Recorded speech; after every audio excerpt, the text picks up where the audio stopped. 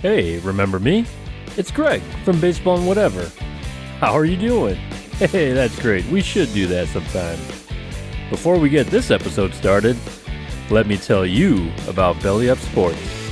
Why, it's only the finest source to get your news on the NFL, NBA, MLB, NHL, fantasy sports, and more. Whether it's through forums or articles, or their extraordinary podcast network, Belly Up Sports has you covered.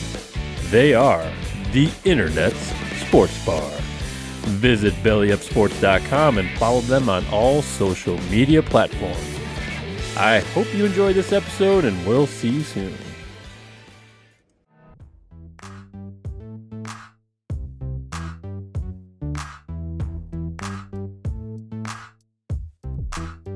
Baseball and Whatever with your host, Justin McAwee. Because I was on campus and I had to appear like I was one of the cool kids, I would put the Star Wars book inside one of my textbooks so it looked like I was just studying for class.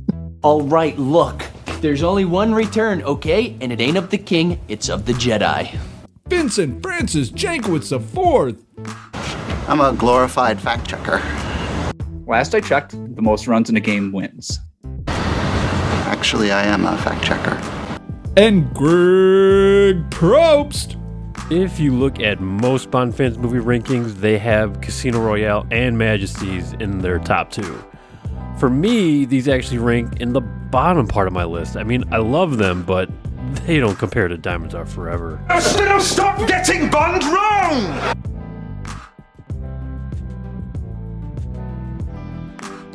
Hello again, everybody. It's Friday, episode 50 of Baseball and Whatever. I'm Justin. There's Greg. There's Vinny. We are back. This week, we are talking baseball, MLB 2022 predictions. We have who we think is going to win each division, maybe some Cy Young and MVP voting as well. And then I think a topic that's going to be a lot of fun. We are going to rank our favorite albums of all time. Could be some deep cuts, could be some pop albums, could be ones that you're not surprised are on our list. We'll see what happens. So get excited. Stay tuned for that. We also have, I think like 15, maybe 14 people wrote in with their different songs that and albums that they enjoy. And there's a lot that, I'll be honest, I don't even know what they are. So I'm excited to see if you guys know who some of these bands are. I feel really out of touch. But if this is your first time listening, thank you for listening. We are Baseball and Whatever. First half of the show is sports related. Second half of the show is pop culture, video games, TV shows, movies, 90s nostalgia, 80s stuff, DC, Marvel, Star Wars, James Bond, anything geeky. We are here for it. And if you would like to write in and reach the show, you can do so in a variety of ways. You can tweet us at Baseball and What on Twitter. You can Instagram us at Baseball and Whatever, Facebook.com/Baseball and Whatever. You can email us at baseballandwhatever@gmail.com. You can find us on YouTube if you'd like to see the video version with our glowing faces. Just search Baseball and Whatever. We are on your podcast app of choice as well.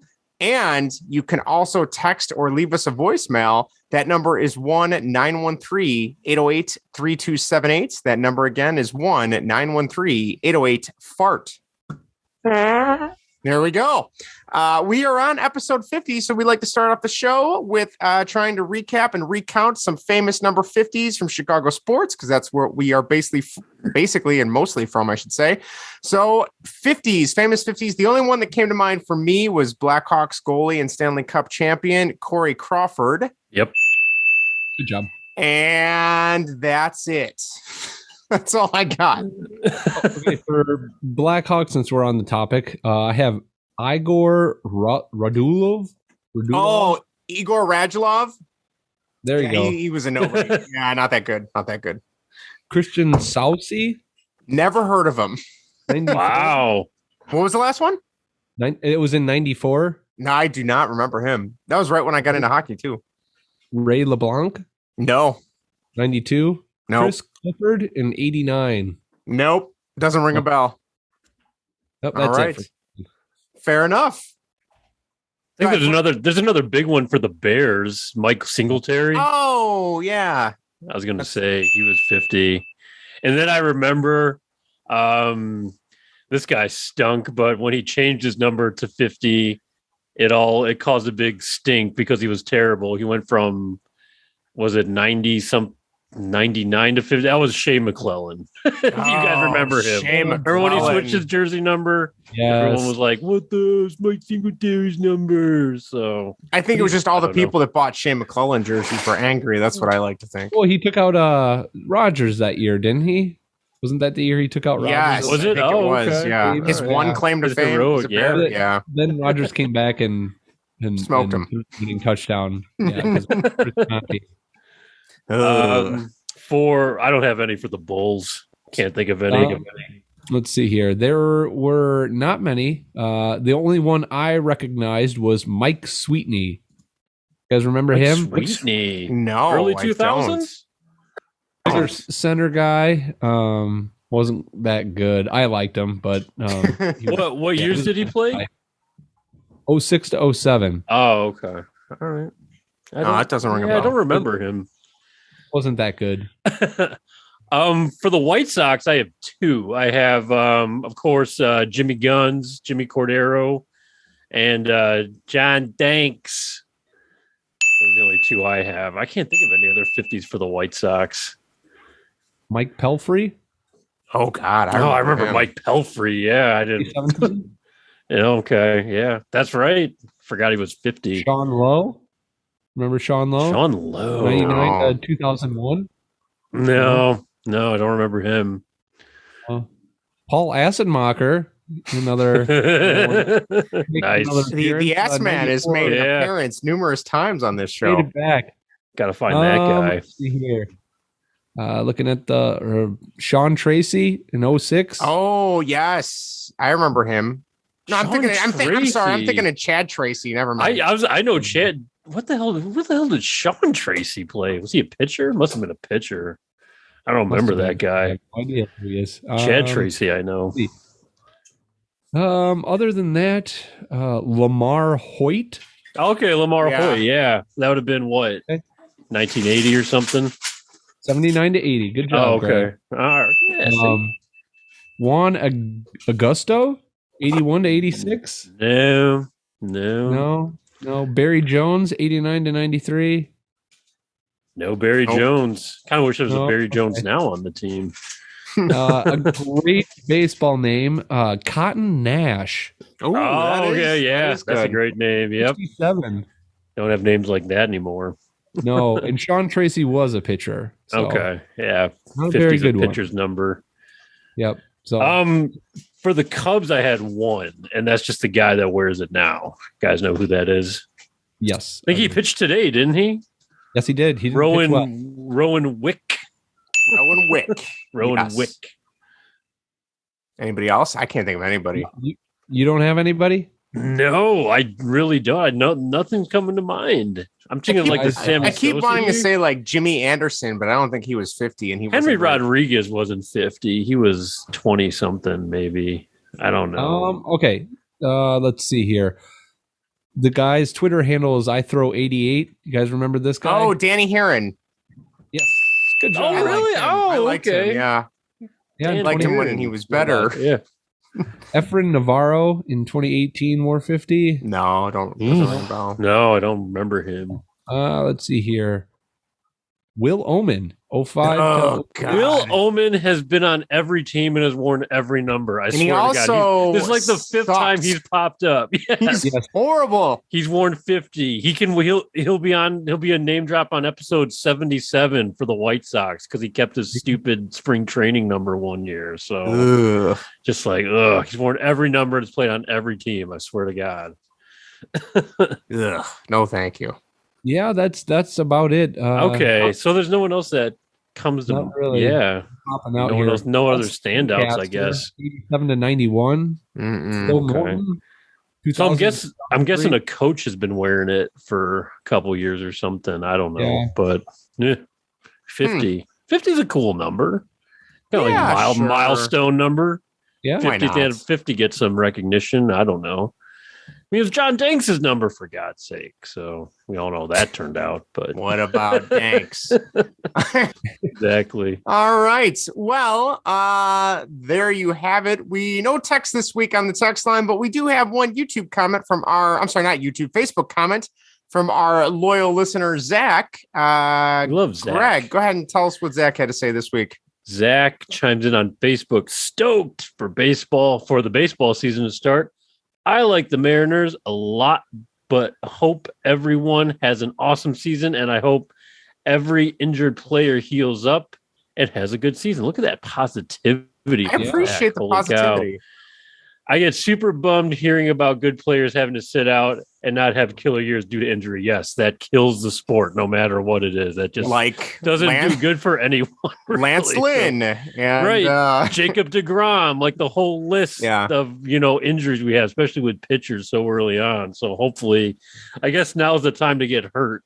Not later in the season. We can survive April without them, but we'll see. Yeah. All right. Thanks, Zach. Yeah. Go Mariners. Go Mariners. Got some guys this year. They got a pretty stoked lineup. And Julio Rodriguez. They still got Billy Hamilton, too. Did he make the team? I don't know if he made the team, but I wonder if he made the team. I didn't look at their final roster yet. So, but go Scott Service. Let's do this thing. Take over the NL West. I don't want to see the Astros win. The Angels are a dumpster fire. We don't need to see any. You can't trust the Angels. People are in on the Angels once again. I'm like, you can't do that to yourself. It's still the Angels. So. We got Noah Syndergaard. I'm like, Noah Syndergaard's thrown like 3 innings in the last 3 years. So, I mean, you just don't know. But there's been more Thor movies than Thor on the mound. Yes. As of late. So there's been more movies than innings thrown. Yeah, exactly. Excellent. All right. Well, we do have one Greg hot take this week. So let's do some hot takes. Greg's hot takes. Now you want to get nuts? Come on. Hell yeah. All right. Want to get nuts? Come on. Let's get nuts. All right. So we got Greg's hot takes this week. Greg, what is making you hot and bothered this week? Well, I'll tell you what's making me hot and bothered is that I'm pissed off that my PS5 is completely bricked to the point where I'm like, even calling Sony trying to get my my warranty, granted or something, even though they won't. I have no idea what's going on with it. It's in a repair shop right now. I'm probably have to send it in, but this whole ordeal, the time I'm thinking, I'm like, I think it's time to make the transition back to Xbox. No, that's how much this has pissed me off. I am losing my trust for Sony, and I've always loved Xbox. The reason I got the stupid PlayStation is because of MLB The Show. I mean, you can tell I love that game, but now it's on both consoles. It's on the stinking Switch. And it's on Game Pass. So I was like, is it time to return? Game Pass is not my thing. Oh, I'm still physical. You'd rather buy them and have them sit on your shelf, right? Yes, right? Exactly. I'm not Game Passing nothing, Justin. Nothing. There's nothing wrong with that. There's nothing wrong with that. I don't know. The diagnosis isn't set yet. Nothing's in for sure, but it's not looking good. Not looking good. Sony's on my shit list right now. Jeez. Because of all this. So it made when you told me that yours broke, like I was genuinely like afraid to turn mine on for fear that it somehow would somehow catch something. I was going to be like, I was almost like, Justin, I downloaded the show on my PlayStation, but it broke. See if it does it with yours. So, I'd be like, did you get the same thing? It works great. Yeah. Because I literally thought a corrupt file on it like bricked my console. But then after the factory reset, where I literally wiped the thing clean, plugged in the USB to the computer, downloaded the software from the Sony website, and uploaded it onto the PlayStation, it still didn't work. I'm like, okay, that is internal damage. That can't there's something like it. That sounds like a hard drive failure or something. Greg, I am thinking of you during this trying time. My thoughts and prayers are with you. Thank you. And I wish you nothing but the best. I mean, I guess life hasn't been that too much different since its absence because I've literally done the same stuff. Like life hasn't changed. So, but we all know that I got the backlog, and now you have one too, Justin. So is it bothering you that you can't be playing the show right now? Well, I've been playing it on the PS4 like a schlub. Okay. Because I bought the MVP edition. It comes on both, but been dabbling in it a little bit. It's good. Is it okay? Was it worth the purchase or no? Not. Yeah, yes. Well, you know what? Stay tuned because I have thoughts prepared on the 13th episode of Countdown to MLB The Show. Ooh. Even though it's no longer a countdown. Well, I guess it still is for me, technically. And for you to play the next gen version, it is, yeah. Right, exactly. So I have some thoughts. It's not completely a golden game or anything like that. It does have its moments, but gotcha. The other thing, I've been talking with a friend of the pod, head coach of Haiti baseball, Jared Dye. He's been having a little bit of trouble over there in Haiti, Missouri. Got into a couple arguments with the umpires. And he did the old Lloyd McClendon apparently, where he argued with one umpire and then proceeded to argue with the rest of them, but to no ejection. Wow. And he said he was out there, he was grumpy, he was yelling. Lou Piniella style, did not get ejected. So it was a head first slide into home plate call.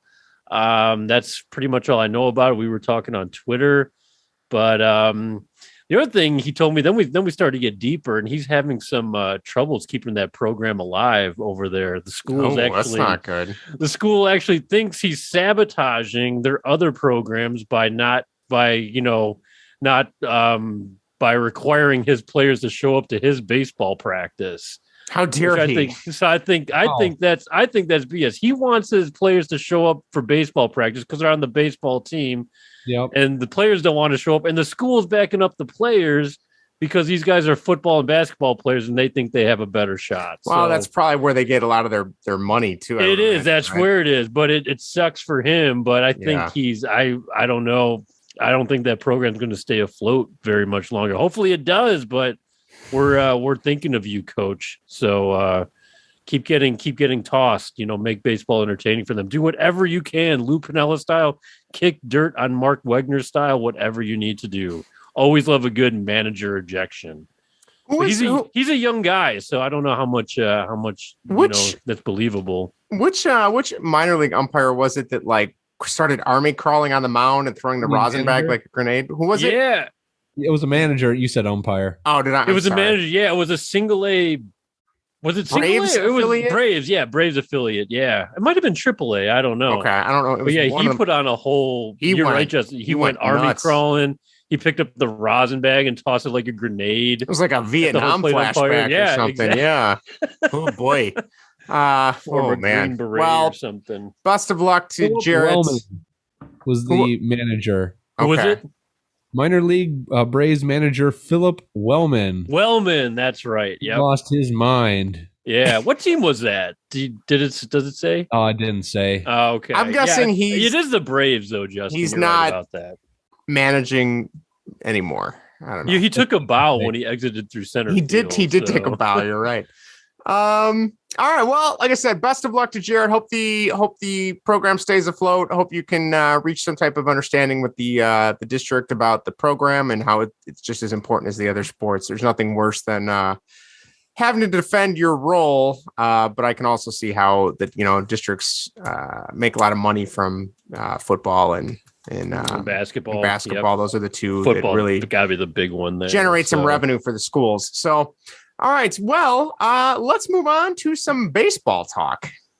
Baseball. Welcome back to Major League Baseball. Sort of. Taking a look at Chicago's two favorite teams and other happenings around the MLB.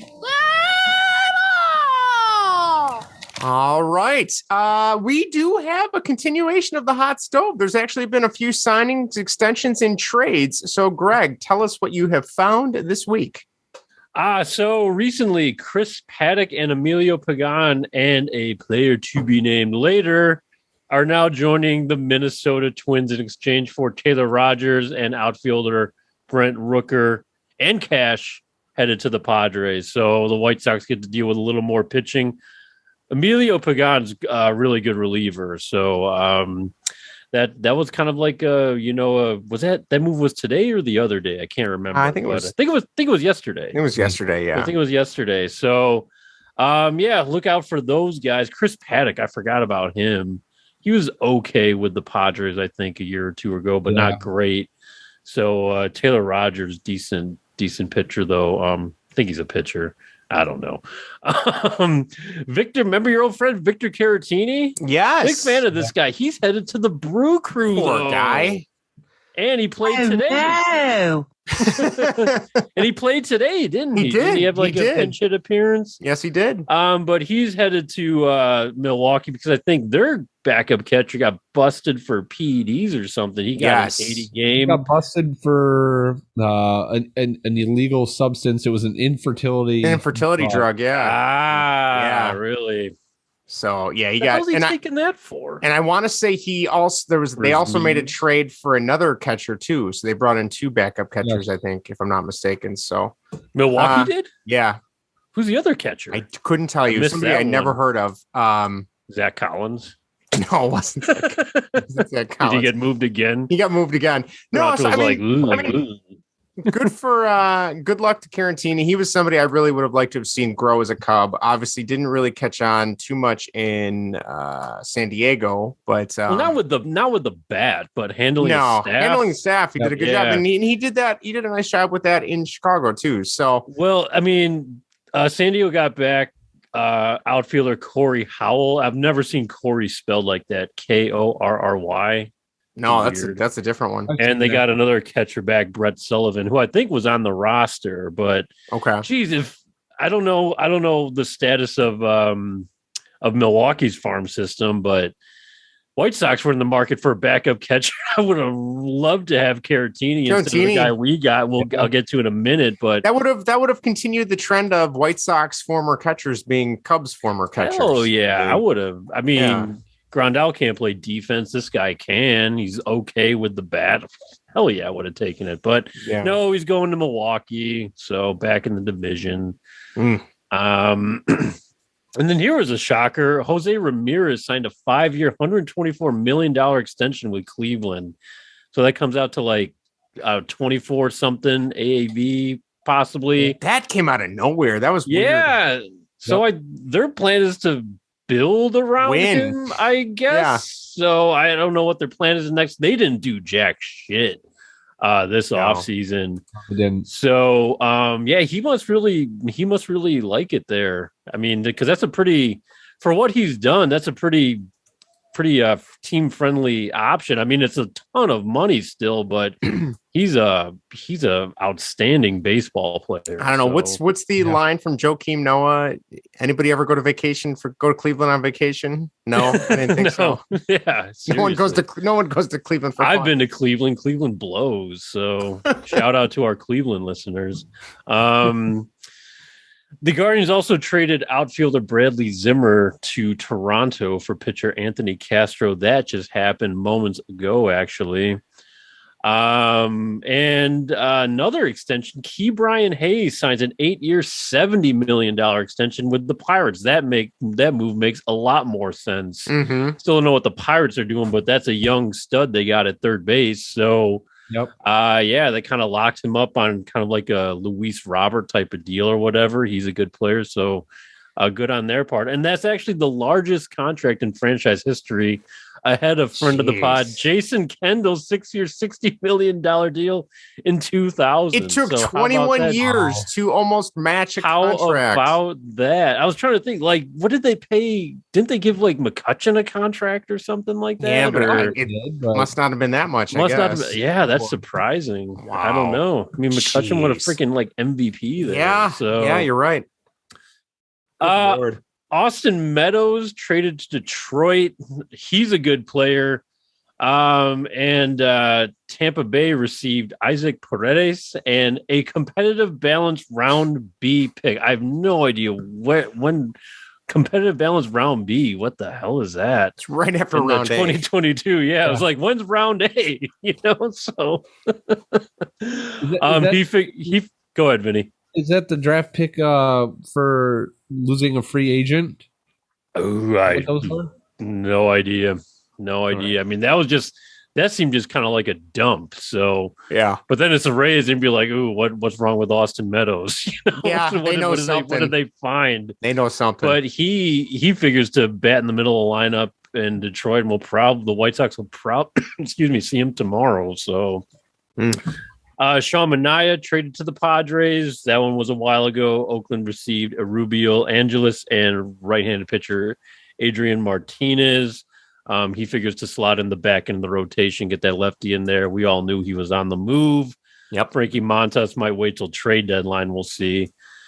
And then the younglings. So is this a turn in the way MLB franchises are doing their business? Is service time a thing of the past? I don't know if it's a possibility. I know the Pirates didn't quite do with O'Neal Cruz, but I think he'll be up soon. But all these rookies, some of them were NRIs. They're all, highly, rated prospects. They're all making the opening day rosters, including Spencer Torkelson, who we'll see tomorrow. He'll be starting at first base. Bobby Witt Jr., who got a hit today for the Royals. Julio Rodriguez, young stud center fielder for the Seattle Mariners. Excited to see him. Bryson Stott, who I almost picked in my lineup projections in the Phillies to start at third base, but I put Alex Baum down. Apparently the Phillies don't think of him too much yet, so they're putting in Bryson Stott. Is it Nick Lodolo? He's a pitcher for Cincinnati. Josh Lowe, he figures to replace Austin Meadows on the Tampa Bay Rays roster. And then CJ Abrams, the Padres young prospect, I believe, is also making the opening day roster. So these are guys without any service time whatsoever, and they're all, they're all making the team opening day, which is good. So that's a good thing. You like to see maybe a shift. So, and then lastly, a shout out to some of our older guys: Oliver Perez, age 40, Anibal Sanchez, age 39. Wow. Both NRIs, both making their teams, but they're both bad teams, but they're still there. So there's still a need for veterans. Oliver Perez, man, he just won't go away. He retired in the offseason. Then he's like, no, Tom Brady, no, I got to come back. And he made the Diamondbacks. I don't know how hard that team is to make, but he did it. So he'll be in the pen, age 40. So Oliver Perez has been pitching ever since we were kids almost. So shout out to him. I remember there was a time where Anibal Sanchez was number one for Cubs fans, number one pitcher they wanted. It was every trade deadline. Yeah. Let's try and get him. And now he's an old man. So that's right. Age 39. Time is a flat circle. And in the Washington rotation. Yeah, how weird is that? That rotation got some not Aaron Sell, but some Jamie Moyer level stuff going on there. Almost pretty much another 10 years, and he'll be right. Pretty much. All right, Greg, the White Sox got some problems. Got some problems and some good things. And we do have some good things. So let's. I did all the lineup predictions. Tony released his lineup today for tomorrow. It goes as follows. I did the updated lineup on Twitter. I released that a couple days ago to mirror the TA 2-game suspension. So Tony reveals the lineup. Leading off in right field, AJ Pollock. Got that one right. Batting second, Luis Robert in center. Got that right. Batting third, Jose Abreu at first. Got that right. Catching, batting fourth, Grandal. Nailed it. I was so happy, doing well. Eloy batting fifth and left. Oh, my gosh, I'm going to nail it. Batting sixth, Leori Garcia at short. No, I had him batting seventh. I did not take into account the Yohan Moncada injury because he is starting the season on the IL. So he will not be in the opening day lineup. So Leori gets to start at short. I did have that just in the wrong spot. And then we have Josh Harrison batting seventh, playing second base. I had him batting ninth. I had Sheets as the DH, and because I thought they'd be facing Casey Mize, they will be facing Eduardo Rodriguez. So Vaughn gets to start at DH, and Jake Berger called back up. He gets the opening day start at third base and hits ninth for the Sox. So solid lineup. Tony took 5 minutes to, talk about it, but close, but no cigar. I still haven't checked on the other ones yet and see where I landed. But a couple roster moves. We all know Lance Lynn is hurt.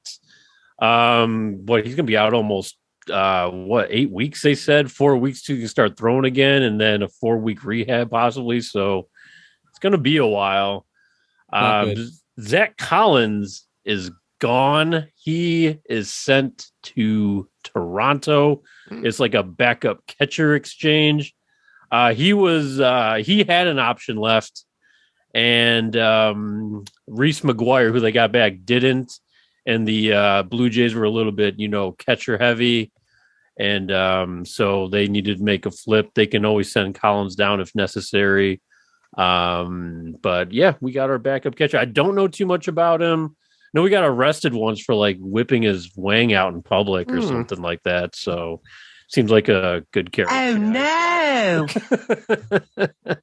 So yeah, seems like a perfect fit. Him and Ben Roethlisberger or something. So oh God.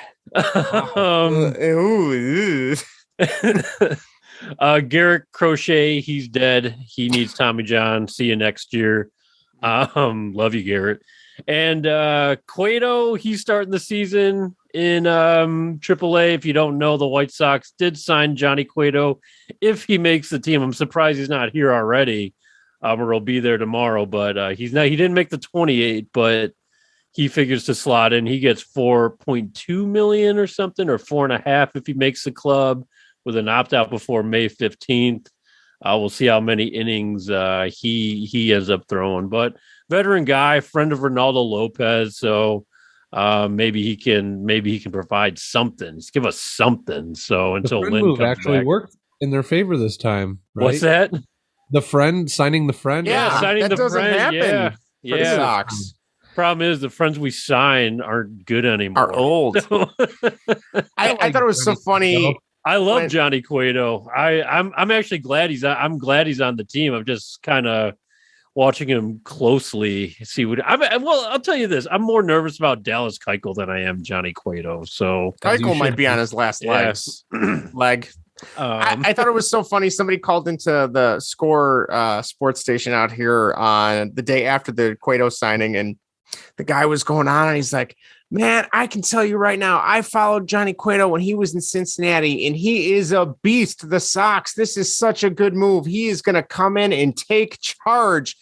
And the guys on the radio were like, his last good year was 2016. Yeah. That was 6 years ago. Like 10 years ago, absolutely. He was a Red like 10 years ago. Yeah. Like, hopefully he does well. I saw some very interesting photos on Twitter of him riding horses for some reason, but that's what he's been keeping up to stay busy. But yeah, we'll see. I mean, if he can find the fountain of youth, maybe he'll be a good fit. We'll see. 4 innings, four or 5 innings. Yeah. Give me that if you can. Yeah, we'll see. And he's not Cuban. He's from the DR. Yeah. We got dudes from the DR. We got all the Latin players on our team, and they're funny, right, Hawk? So. Like the hope to see him up soon, because I don't really. I said I liked Vince Velasquez last time. Mm-hmm. I wanted to clarify that I like his stuff. I don't like where he puts his pitches. Actually, this is the guy I actually watched most, because anytime they televise like a Sox spring training game, like he was pitching. Like 23 Velasquez was on the mound, and he was throwing good stuff.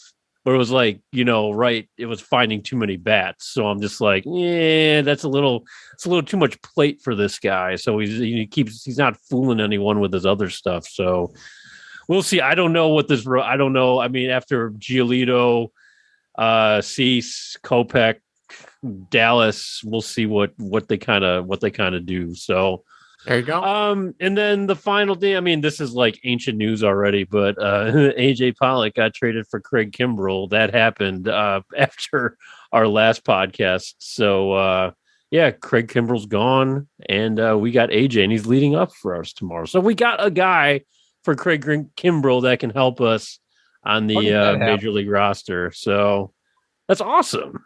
I mean, I didn't think they'd pull it off, but cool. Thank goodness. So. There you go. That's all I got. All right. Well, I guess we can go to the Cubs. They won today. I got to listen to the game on the drive home. Hendricks went 5 1/3, 7 strikeouts, which is great. He's not really a strikeout pitcher to that degree, especially in early April. So that was exciting to see. Nick Madrigal had some nice plays. Seiya Suzuki had a nice hit. Jason Hayward even had a hit today. they looked pretty good. They started off slow, but they looked pretty good eventually against Corbin Burns. And it was nice to see. I didn't expect to win today. I don't know, Vinny, did you get a chance to listen to any of the game or? Yeah, I listened to the whole game. They were great.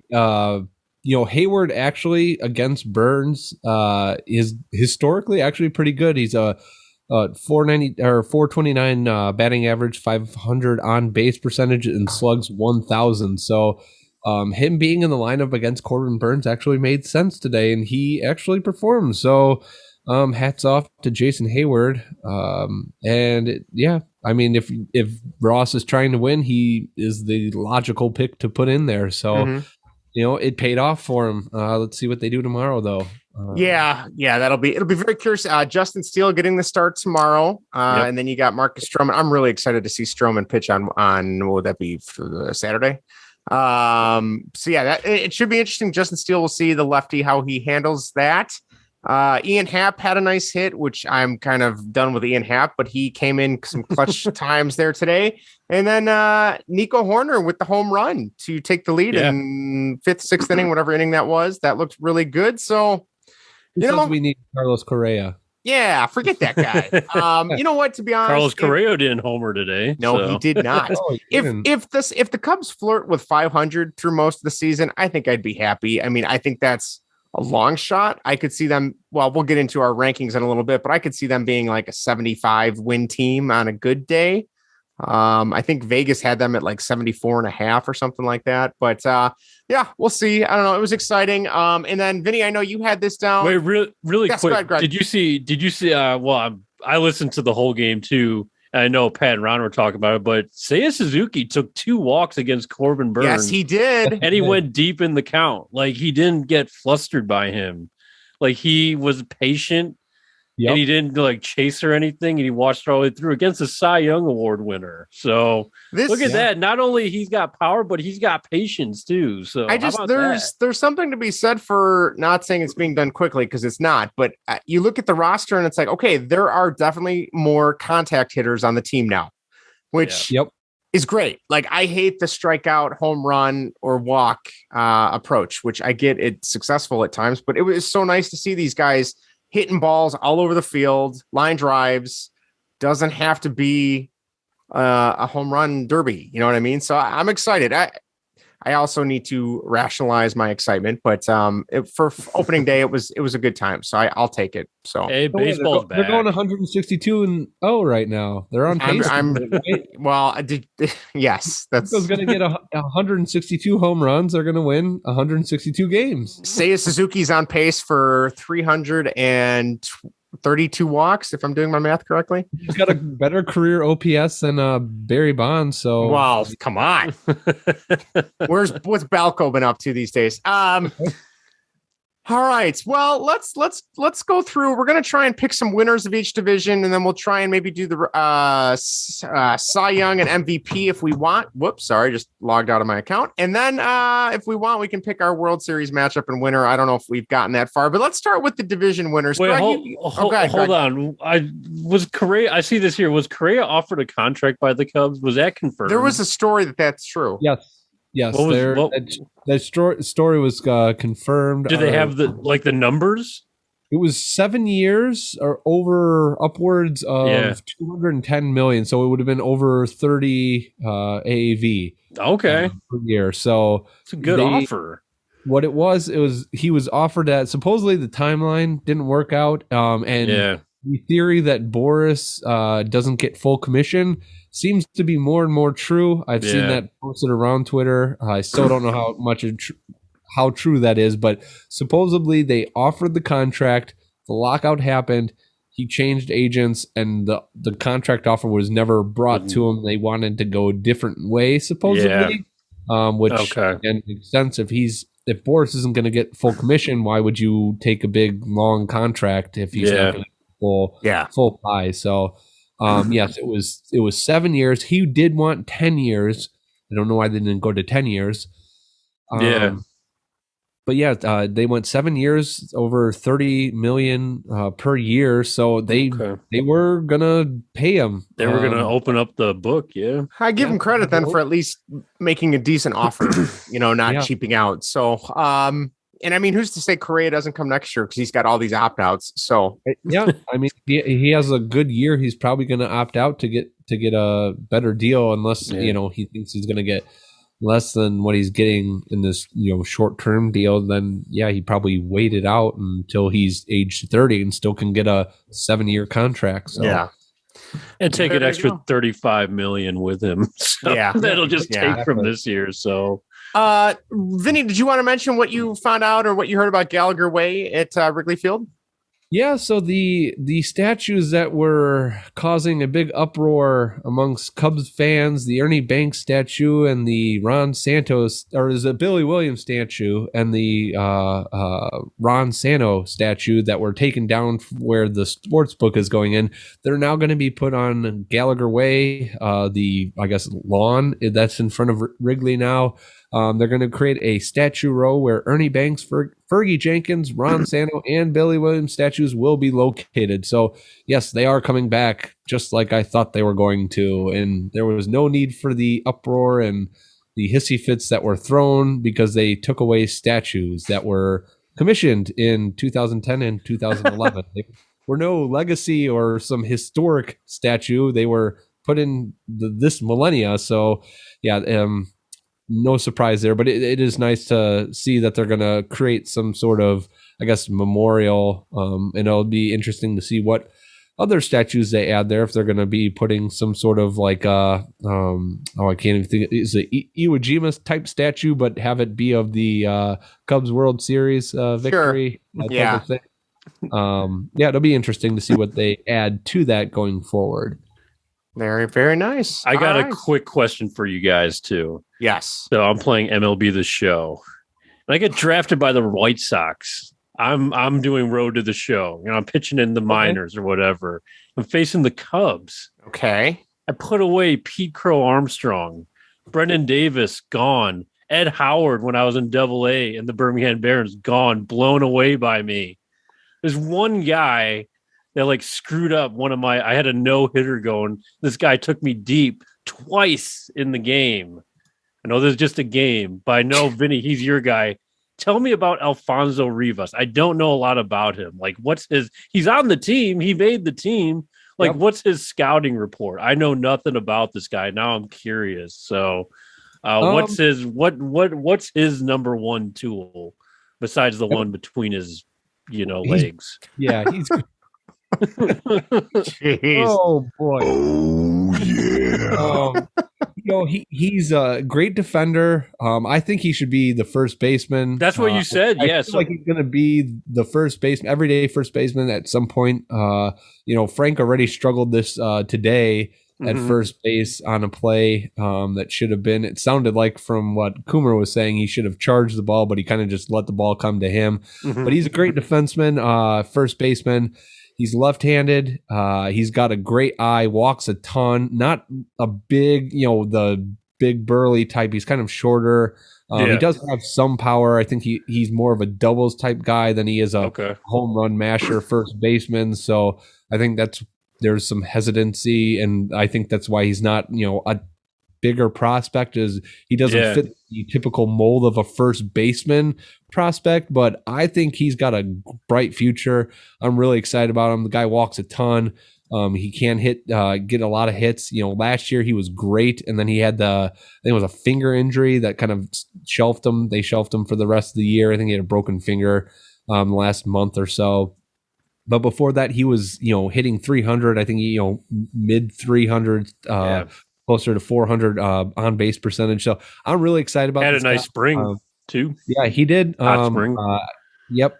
He was one of the hotter hitters for the Cubs this spring. So yeah, I can't wait for him to be in the lineup every day. I think there's a place for him. We'll see what David Ross thinks. That's not my decisions. It's his. So yeah, he took me deep twice. So. Pitch around that guy next time. So might as well, right? Right there you go. All right. All right. So we're going to, the plan is right now, we're going to get into some predictions for each division. We can talk about Rookie of the Year and Cy Young before we get to our whatever topic. So, Greg, you want to kick us off with your division? Just go ahead and start the divisions and we can go around the horn here. Did you guys do the divisions or division winners? Or I did division winners, yes. Okay. I did division winners, all yes. right. So do you want to do one at a time or you just want me to read all of mine? What would you prefer? One at a time is fine. One at a time. Okay, so I'll start off with the AL East then. I am going to go Blue Jays here. I'm going to think they pull it off.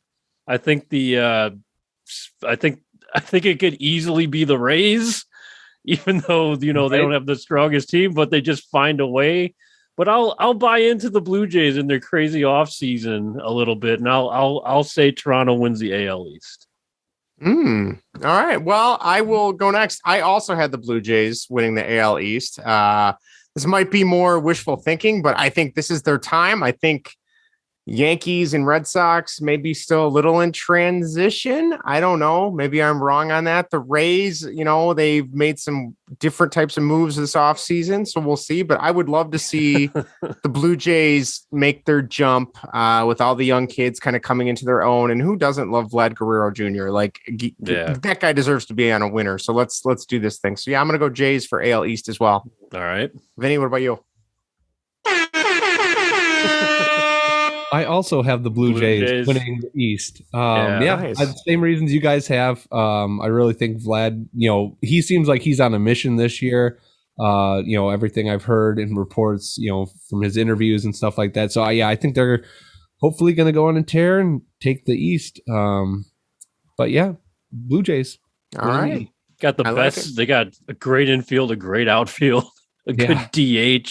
Like one of the better rotations in baseball. So, if they don't win it, I mean, there is the Rays, but that's going to be they don't make the postseason. Injuries, going to be hurt. But man, Matt Chapman there at the hot corner, maybe he can turn around. So, AL Central, I have my White Sox.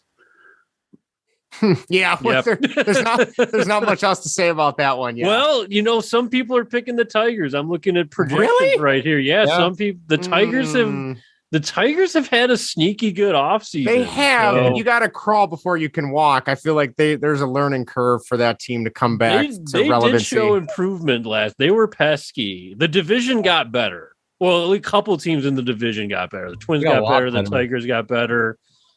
So they might cause issues. I still have the White Sox winning it because, like you said, they still have to, I still have to see it, but it's not going to be easy. It's not going to be a cakewalk like it was last year, especially with our injuries and everything. So, we'll see. But I'm sticking with my White Sox because even if I'm wrong, I'm not picking anyone else. So there you go. Yeah, I'm going to go White Sox as well. I don't have faith in the Twins. Don't think the Tigers are ready for prime time yet. The Royals and the Guardians, I don't know what either one of them are doing. So by default, I'm going to go White Sox. And, we'll see.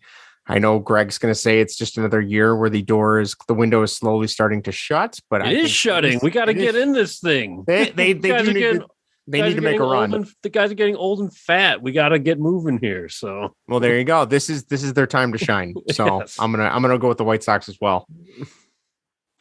I also picked the White Sox. I promise everybody listening that we did not talk about this beforehand. No, we did not.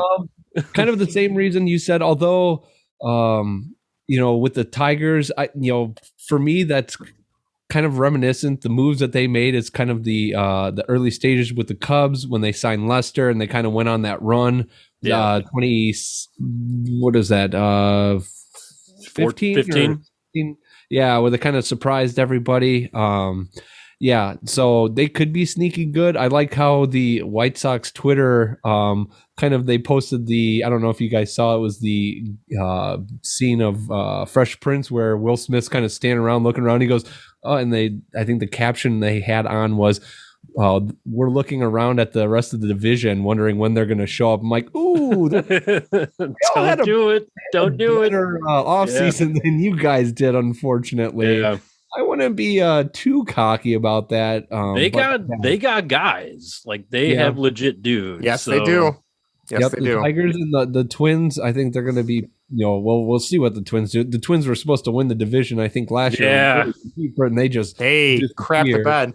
Which, it's not the worst thing in the world that happened. But yeah, I think the White Sox, they're, as long as they can stay healthy, and Tony can manage the bullpen and keep them together like he did last year during the season. I'm going to say that the White Sox are going to repeat as champions of the division. Oh, nice. Man, can we go 3 for 3 and have the same predictions? We'll see. Greg, what do you got for the AL West? I hate this pick, but I'm guessing it's going to be the Astros because they're still really good. Don't want to pick them, but yeah, I think that's I think they're the kind of like the clear favorite to win it. Kind of similar to the White Sox division. Teams got better. Can't trust the Angels. That's why I'm not picking them. I hope it's the Mariners. Like, I'm hoping it's them. So I really don't know. I like to see Texas do well too. I don't know what their stage is at. Obviously, they signed the big free agents. But I mean, the Astros lineup is still, I mean, even without Correa, they did get worse. But I still think they are until the Astros don't win the division, I'm still gonna pick them because I gotta see some other team step up before I'm thinking it's not the Astros. So that's my pick. Hate myself for it. All right. Well, I would also hate myself for picking the Astros, and that's why I couldn't do it. So I'm gonna pick with my heart here. And I'm going to go with the Mariners to win the division. Ooh! I know you guys are both thinking I'm insane right now. No, not insane. Here's why I think it might happen. You bring in Jesse Winker, you bring in Eugenio Suarez, you bring in Robbie Ray.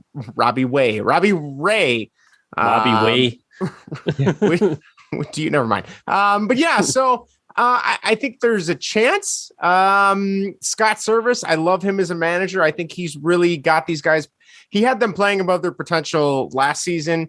Their run differentials would really hurt them in the long run. So if they can correct that, I think they can take the next step. And like you said, Greg, the Astros technically got worse. The Angels, I don't trust at all. And the Rangers have been bad for so long. I'm not ready to give them any problem is the Astros beat up on these freaking pitchers. Yep. Like this division needs to pitch a little bit to stop the stinking Astros. So I mean, I think this is one that I could definitely be wrong about, but I'm going to go, Zach, if you're listening, I know you're a Mariners fan. I am going to go for the Mariners to win the AL West. Let's do this, boys. Come on, Ems. There you go. All right. Nice, Vinny? Justin.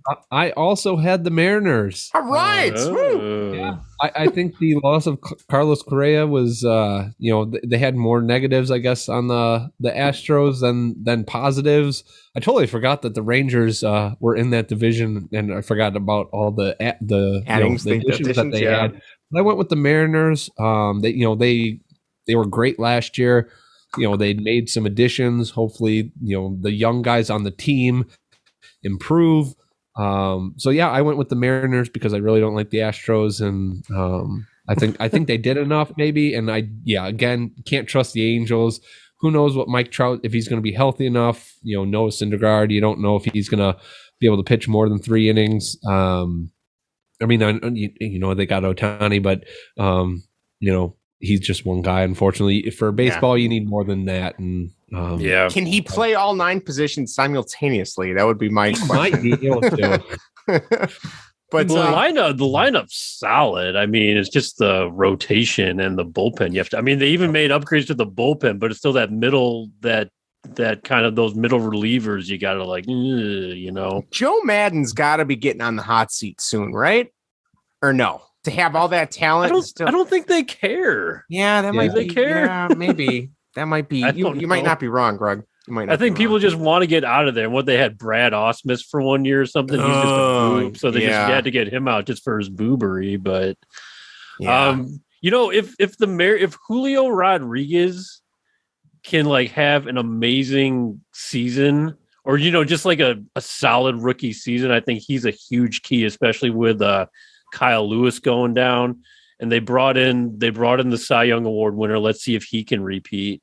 So, I mean, they're going to have to out hit a lot of people, but they did bring in some power, like you said. So there's a shot here. Just can't collapse them. They can't do this trading off stuff too. If it's looking, you can't get rid of your Kendall Gravemans like you did last year and let them go like in the divisions. So, I mean, that's just bad, just a bad business right there. But hopefully they do stop the Astros reign, because the Rangers kind of timed this out by signing their free agents. They're like, okay, we got dudes on the market. Astros are going down. Correa's on the market. Let's see if we can snag some of these people away. So hopefully this is the changing of the guard a little bit. You're not wrong. You're not wrong. All right. Switching to the NL. Greg, which one do you want to start with on the NL side? I'll start off with the AL East. I have the Braves. Okay. I'm not sold on the Mets quite yet. I don't know how healthy that pitching rotation can stay. If DeGrom's out, I'm sure Mad Max will play, but DeGrom's already out. Carrasco, he has injury history. I mean, it might be, hopefully Bassett can stay healthy. That lineup has to click for me, though. I know it was a little funky last year, and they kind of had a fall apart. They brought in free agents. But yeah, that's kind of one of the more things I have to see to believe. The Braves. Well, let me talk about the Phillies too, because I know I actually have the Phillies going in a wild card spot, because I think they're just going to like out hit everyone if they can stay healthy.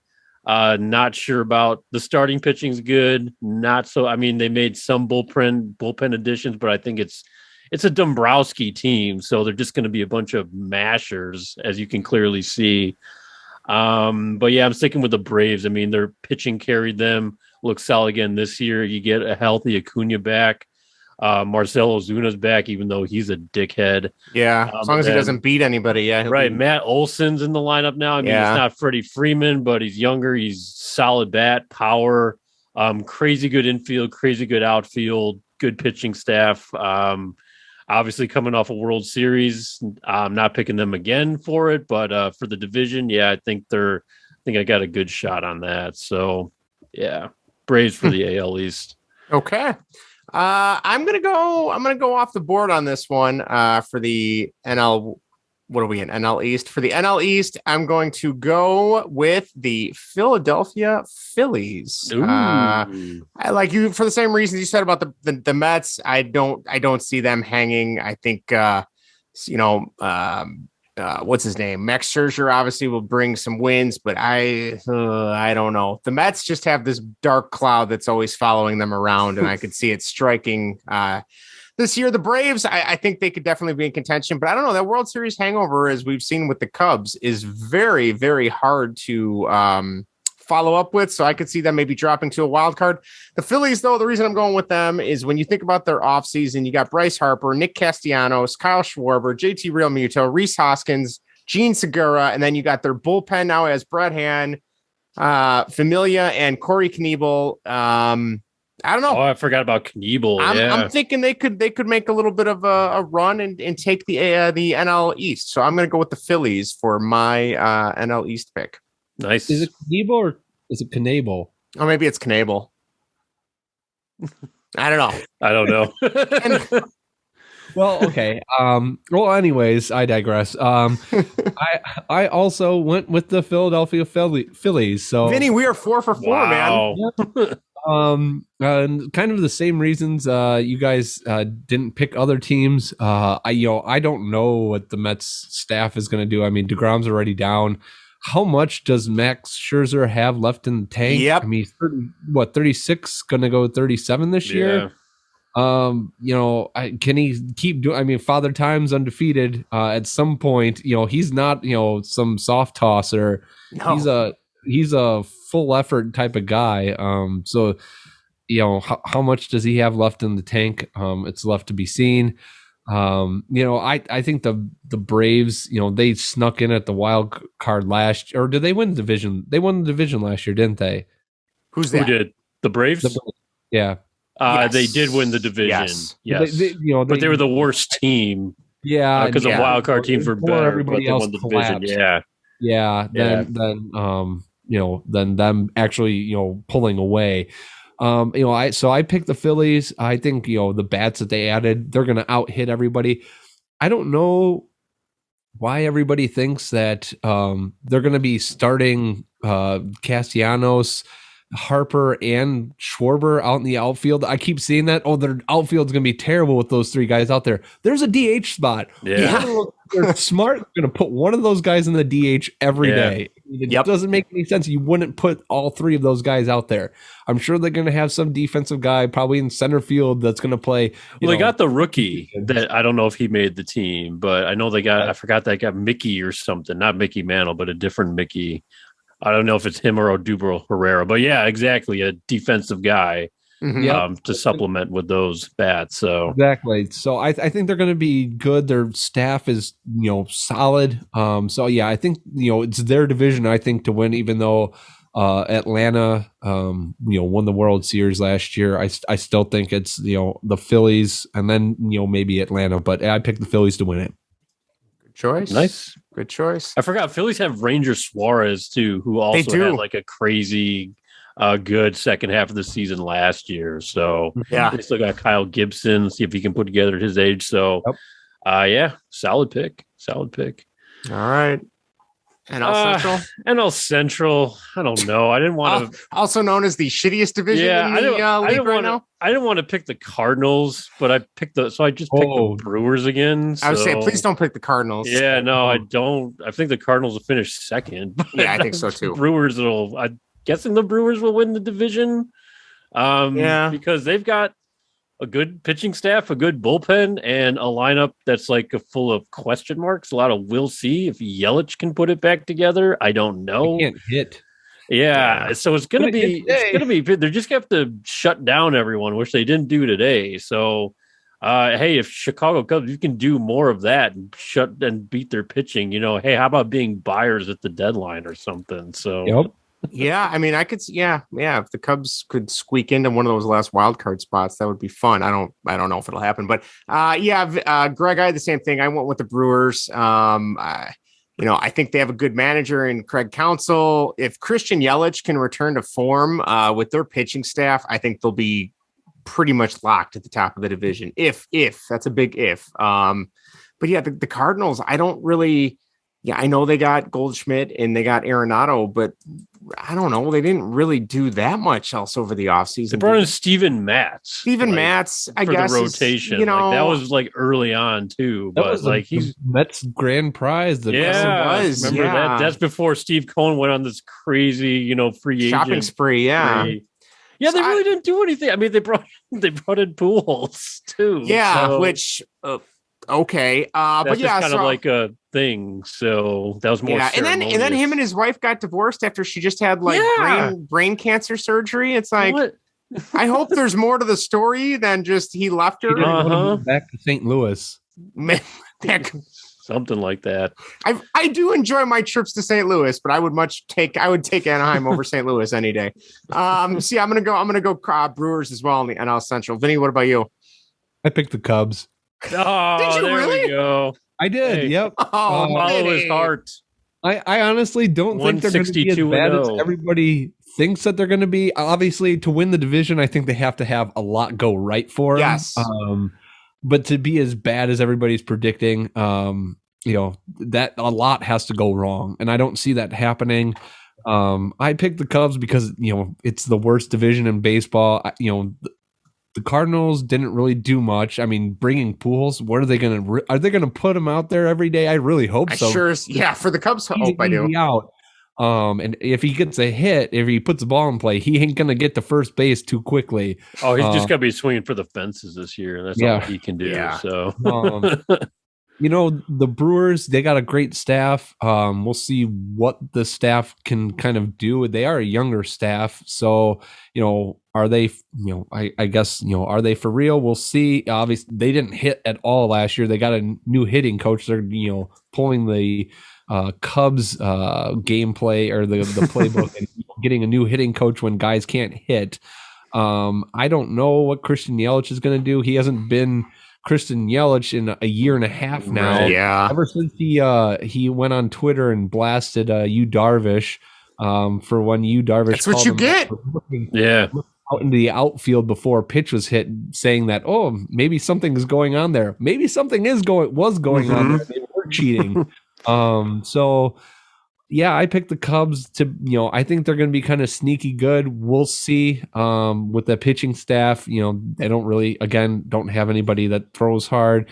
We saw what the soft tossers did last year, but having Stroman there, I think it'll be good. And hopefully whatever hiccups that Kyle Hendricks was going through at the second half last year, he corrects and returns to form of being, this kind of underrated, ace in the major league. So yes, I picked today because it was kind of a homer pick. I did have the Brewers down, but after the Cubs won today, I crossed it out. There you go. Hey, you do you, Vinny. Yeah, you know what? If we're sitting here in I hope the Cubs September and they're still in a wild card spot, I will be praising your predictions. So thank you. I say roll with it. I can appreciate I really that. don't like the teams in the division other than the Cubs because the Pirates stink. Yeah. The Reds in my book stink even more. They probably won't stink more record-wise, but they just dumped house after they had a winning record last year. Yeah, I don't understand that at all. That's just garbage baseball. Cardinals are no fun. I like the Brewers uniforms, but the team doesn't really do it for me. No. I like their old uniforms. And the Cubs are a little more spunky. They got more they have the most personality in the division. Let's just say that. They got the most fun team. Yeah. For sure. So I hope they pull it off. I don't know if they will, but fingers crossed. We'll see. Yeah. We'll see. All right. Greg, tell us what do you got for the NL West? I hate teams in the West because I hate picking these teams to win. I know exactly how you feel. I'm going to do it again. I'm going to pick the Dodgers. Yeah. And I hope it's not them. I mean, they've got a scary ass lineup. They've got really good pitching. They've got a bullpen, and they just do baseball better than everyone else. And they still have a really good farm system and a really good team. They're like the only ones that do that. Maybe the Rays do something like that, but the Dodgers are just so powerful. And I think, last year the Giants surprised us with their 107 win season. The Dodgers still won 100 games. No one really saw the Giants doing that. Yeah. But I mean, until, the Giants sustain that, I guess, and don't really know what's going on with the Padres. I have the Padres doing better. Mm-hmm.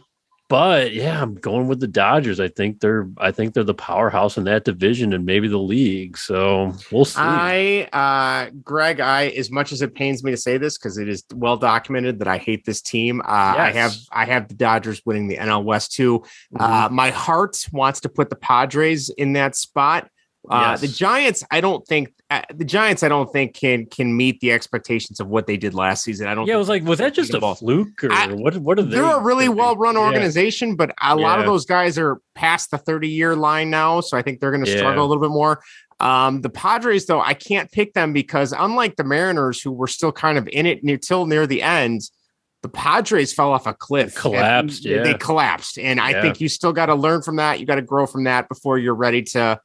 Not play with the big boys because that's really stupid. But I mean, realistically, they have to show that they can withstand a full season before I'm going to throw them in as a division winner. So that's they're already down Tatis for a little bit. So. Yes. I mean, I love the team. I will definitely be rooting from afar like them with the Mariners, but I don't think this and wild card maybe. So I'm gonna go Dodgers again. And all right, it pains me to say that. Vinny, what about you? I also went with the Dodgers. For everything you guys said, Greg, you nailed it. Somehow they get better in their farm system. It gets better. Yeah. What the hell? Somehow their farm system is still one of the best in baseball. I don't know how they do it. But yeah, I picked the Dodgers to win the West. I don't think the Giants are going to repeat. No, I don't think so. And they didn't do enough in the offseason. I think having Tatis out for a good for at least a couple months out. So having him out for a couple months is really going to hurt him. It'll be interesting to see what they do.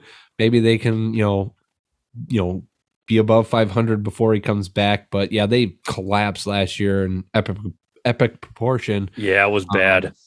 Yeah, so I'm going to say it's the Dodgers this year winning the division. All right, here's a scenario. Craig Kimbrell goes like all Matt Thornton and blows like 10 games in like the first 2 months, and the Giants or Padres aren't far behind enough to leapfrog him. Maybe Craig Kimbrell, the reason of the Dodgers' downfall in the late innings. Maybe it sounds like you're kind of hoping for that, Greg. Yeah. You know what's pissing me off, and I know because I'm a Chicago White Sox fan, but everyone is saying, "Oh yeah, the White Sox totally botched that trade," meaning not the Madrigal trade, but the Pollock for Kimbrell, because no one really paying attention. You know, they see Craig Kimbrell, the name, you know how good he was, but how bad he was with the White Sox, or you know how bad the White Sox misused him, a combination of both. It was just like the wrong fit, and for a while it was like the White Sox need to figure out how to use this guy. Maybe that was the case, but it just wasn't for what we were having him do. It wasn't working out. So what I loved about it is that we fulfilled a team need.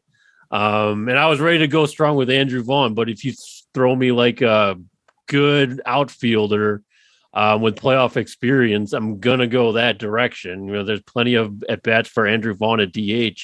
And just we didn't trade him off for just, you know, eating salary and just getting garbage in return. No,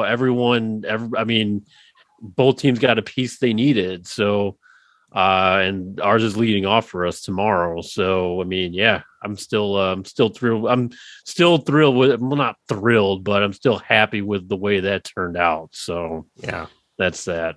All right, cool. Well, do you guys want to run through our awards real quick, and then we'll jump to our whatever topic since we're running pretty long? Yeah. All right. Sure.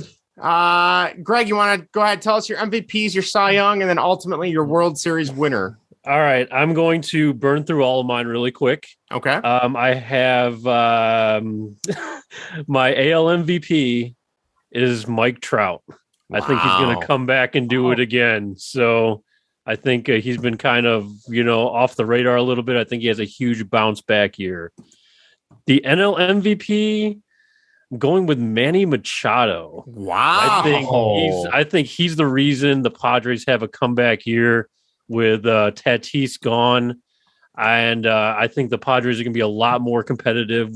And that's kind of on the basis they have like a healthier rotation and everything.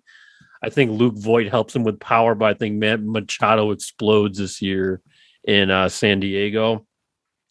My NL Cy Young is I'm going with a couple lesser known guys. Well, I know one of them, but my NL Cy Young is going to be Logan Webb of the Giants. I think he's going to put together a very nice season. He showed some really good stuff last year, and he's kind of like I wanted sleeper picks for Cy Young. So I'm going to go with Logan Webb of the Giants for AL Cy Young. I'm going with my man, Dylan Cease. I think he is going to just blow everyone away. If he can get that command under control a little bit more and keep the strikeouts up, I am thinking he has got the stuff. He is a Cy Young Award winner in the making. And I think this guy can easily do it as long as he kind of keeps his head up keep his head out of his ass, really. And just work some counts better. Rookie of the years for the AL, I have Julio Rodriguez of the Mariners. I think he's going to tear it up. I'm happy he's made the opening day roster, and I'm looking forward to watching him play. I think he's a lot of fun. For NL Rookie of the Year, I have Seiya Suzuki winning it. He's going to have a hell of a year with the Cubs. He's an exciting player. I think he's going to be some fun stuff to watch in Chicago. Managers really quick. AL Manager of the Year, I have AJ Hinch winning it. I think Detroit has a winning season, not division winning season, but a winning season. I think AJ Hinch kind of gets rewarded for that. For NL, I have Bob Melvin. Like I said, I'm kind of buying in on the Padres having a comeback here. Just kind of like a gut instinct, I suppose, and hoping it happens. Wild card winners really quick. I have Rays, Yankees, Mariners in the AL, then Phillies, Cardinals, Padres in the NL. And then finally for my World Series pick, because I am a meatball fan, I am going White Sox over the Dodgers in 6. Ooh, all right, in 6. So all right. I will burn through mine. I did not do as many as Greg, but that's why I went. I did a lot. Cy Young, I'm gonna go Robbie Way. Did it again. Robbie Way. Yeah, you know the way. Robbie Ray for the AL Cy Young. Walker Buehler, I'm gonna go NL Cy Young. That was my pick before I changed it. So good choice. MVP, I'm going to go AL, Vlad Guerrero Jr. NL, I think Juan Soto is finally going to get that nod this year for the NL MVP. And then my World Series picks, it's going to be a return to the 92 or 93 World Series, Blue Jays and Phillies, and the Blue Jays will win again. Wow. Over the Phillies. So there you go. I'm all in on the Blue Jays. Mitch Williams back on the mound. Yes. Where's Joe Carter? Find Joe Carter. Get Joe Carter out here. Joe. That's my pick. Vinny, what about you? All right, for MVP in the NL, I have Juan Soto. I think he's going to do it this year. He was close last year. I feel like, I hope he does it this year. The guy's phenomenal. It's got to be the favorite. Yep. In the AL, I have Luis Robert. Oh, all right. I think if he can stay healthy, why not? And I think he's going to be a big part of their success this year. So God, yes, I hope so. Luis Robert winning the AL MVP. Cy Young NL Cy Young winner Zach Wheeler. I have him winning it this year. He was close last year. Felt that he should have won it. He had the better WAR. Yeah. So yes, I'm going to pick him as long as he can stay healthy. Obviously, he's going to win the Cy Young in the NL. And in the AL, I hate this pick, but Garrett Cole. Oh yeah. Yes, I picked Garrett Cole to win the Cy Young in the AL. He was second last year. Yeah. That's always a probable guy that's going to be there. In the voting. Yep. And then in the World Series, I have the Dodgers facing off against the White Sox with the White Sox winning in 4. Oh, sweep. That's a real Sox fan right there. Wow, Vinny. Holy cow. I hope Vinny's right. Another sweep in the World Series. Sweep of the Dodgers. Yeah. Great, it would be. Oh, my God. That was good. I liked that. We'll have to do that again for football season when that rolls around too. All right. Well, I wrote down our predictions. I will post those later in the week on Twitter, and we can have people vote for whose predictions they think are closest. We don't have to play the drops because there's not much news for these other ones, but the Hawks host they retired Host's jersey tonight. He signed a 1-day contract so he could retire a Hawk. If you don't remember, he could not play anymore due to a skin condition that was being affected by his equipment after he played. But he could not retire for fear of recapture penalties from the NHL. So his contract was actually traded to the Arizona Coyotes. And now he is officially able to retire. They're retiring his jersey, which is awesome. It's great to see it hanging up in the rafters. And lastly, the Bulls stunk. They are they're dead meat. They're in the playoffs, though. They are in the playoffs. I'm really as somebody who was riding high on the NBA. Yeah, it's been really hard to watch them the last month. They are bad. And Lonzo Ball has been shut down now for the rest of the season. I don't know if that means he's if he's going to make the playoff roster or what, but I don't know. We'll see what happens. So I think we're ready. Unless you guys got anything else, I think we're ready for some whatever. What do you say? Let's do it. All right. Now it's time for whatever. Whatever. Whatever. Whatever. Whatever. Whatever. Whatever you want. Whatever I want. Whatever, dude. Irrelevant. Whatever, dude. All right. This week's whatever topic is best musical albums of all time. It could be vinyl, it could be CD, it could be 8-track, cassette tape, or maybe just on your iPod or streaming on Pandora or Spotify if you're hip and with it. I am not. You still using Pandora, Justin? I switched over to Spotify. I use Spotify now. Spotify seems to be the big one. Yeah. I usually search for a playlist and just instead of making my own. But anyway, I'm going to shut up and I'm going to let Greg take over. Greg can tell you the stipulations we created for this, and then let's jump in. Greg, tell us what you got going on. All right. Thank you, Justin. You could have kept going. You were doing so well. Top 5 albums of all time, qualifiers. No live albums, no greatest hits albums, no soundtracks. Was that part of it? I didn't do any soundtracks. I didn't do any soundtracks. Kind of like I thought greatest hits, right? I was gonna say that might be a good future top 5 greatest soundtracks. Soundtracks. I think I've got that list done already. The Little Nicky soundtrack is very, very good. I don't know if you guys remember Little Nicky, but I remember Little Nicky. I don't remember the movie. Movie Stupid as Hell. Soundtrack's really good. Popeyes is fucking awesome.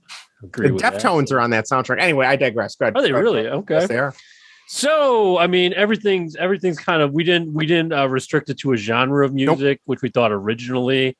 We decided to make it much harder and just go with top 5 favorite albums of all time. They don't have to be the best. They just have to be your favorite. So ones you wore out in the CD player, record player, smartphone. What are you going to say, Justin? I was going to say, and I know I talked to you about this before the show, is when I initially started making my list, I was literally just Googling albums that are bands that I enjoy and looking at their albums and being like, oh, well, this album had 3 or 4 hits, but I didn't own the album. So I can't really say if it was worth listening to all the way through. So I redid my list.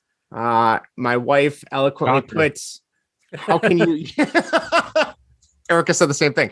She's like, how can you pick that band's album if you don't own it and you don't know what the rest of the album was after those 4 hits?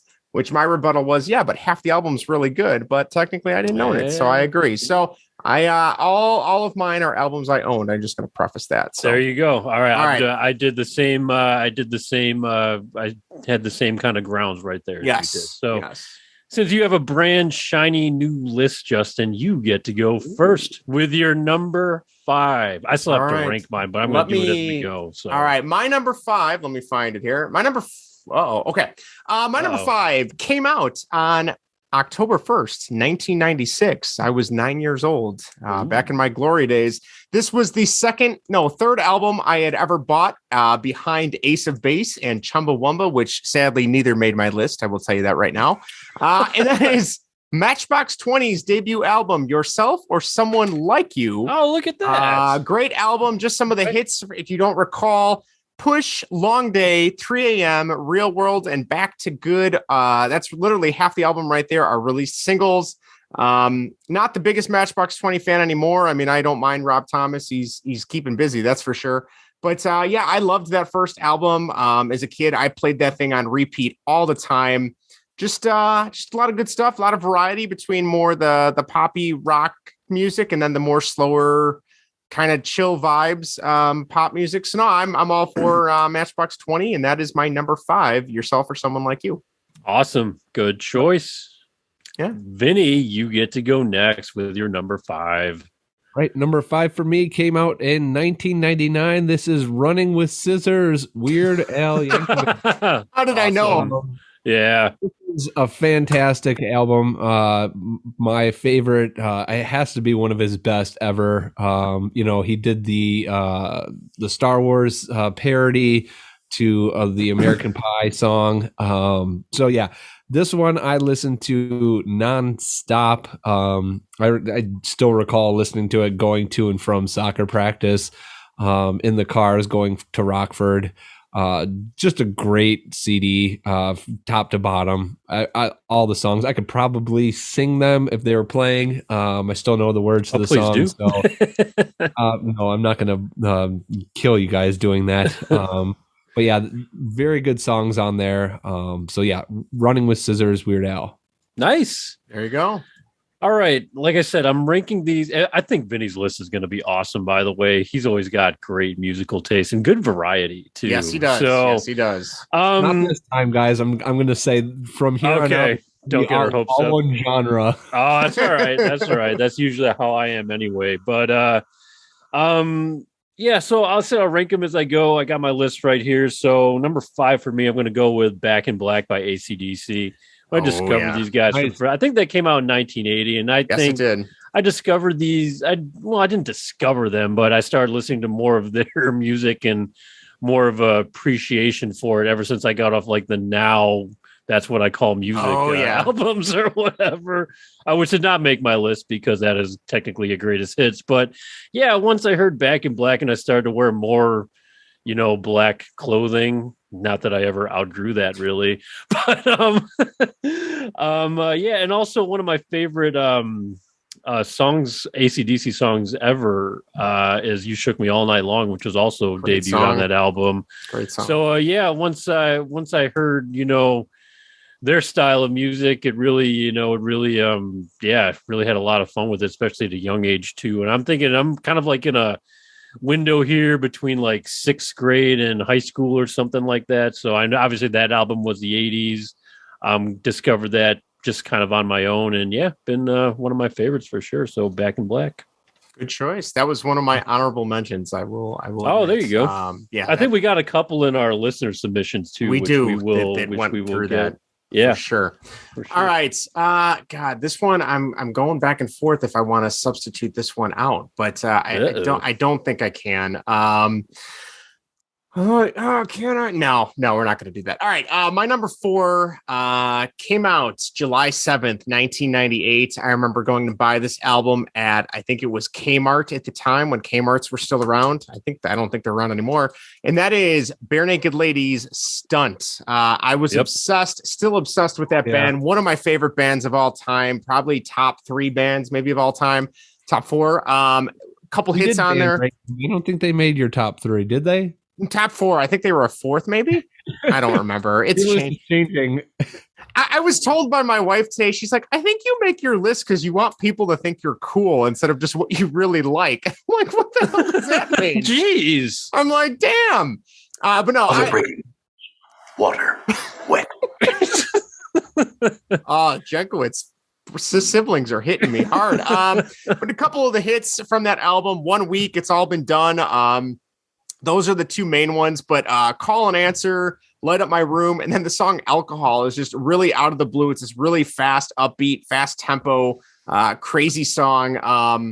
But yeah, I love that album. That was my introduction to them. And then obviously I bought, my uncle bought me Rock Spectacle, which was their live greatest hits album. I probably enjoy that album a lot more, but obviously that's a greatest hits and it's a live album. So that is my number 4, Bare Naked Ladies Stunt. I still, they were actually the last time I actually bought an album for myself was their live at Red Rocks from about a handful of years ago, which was another greatest hits album in live, but can't recommend them enough. Bare Naked Ladies Stunts. That's my number 4.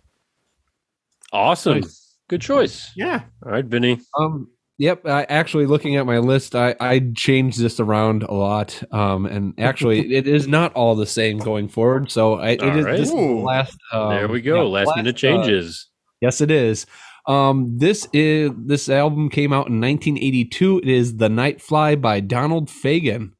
I have no idea who that is. Wait, all right. What was he was in a God, I can't remember the band that he was in. That I kicking myself for not can't remember that one, but yeah, it's a solid one. Soft rock, for Donald Fagen. There's only one song on there I don't care too much about, but from top to bottom, I heard that song or that album a lot growing up. That was one that my dad, Pretzel Vince, played a lot. But yeah, it's a great CD. One that I can listen to from beginning to end, which was kind of that may be where I heard it. I'm trying to struggle like where I've heard this name. I'm listening to it right now as you guys are talking, and it's got a real Steve Winwood vibe, at least from some of the songs I've been playing. So I'm on board. I'm on board with that. I'll have to check that out. So The Night Fly, Donald Fagen, number 4. Write that down. I like that. Okay, number 4 for me.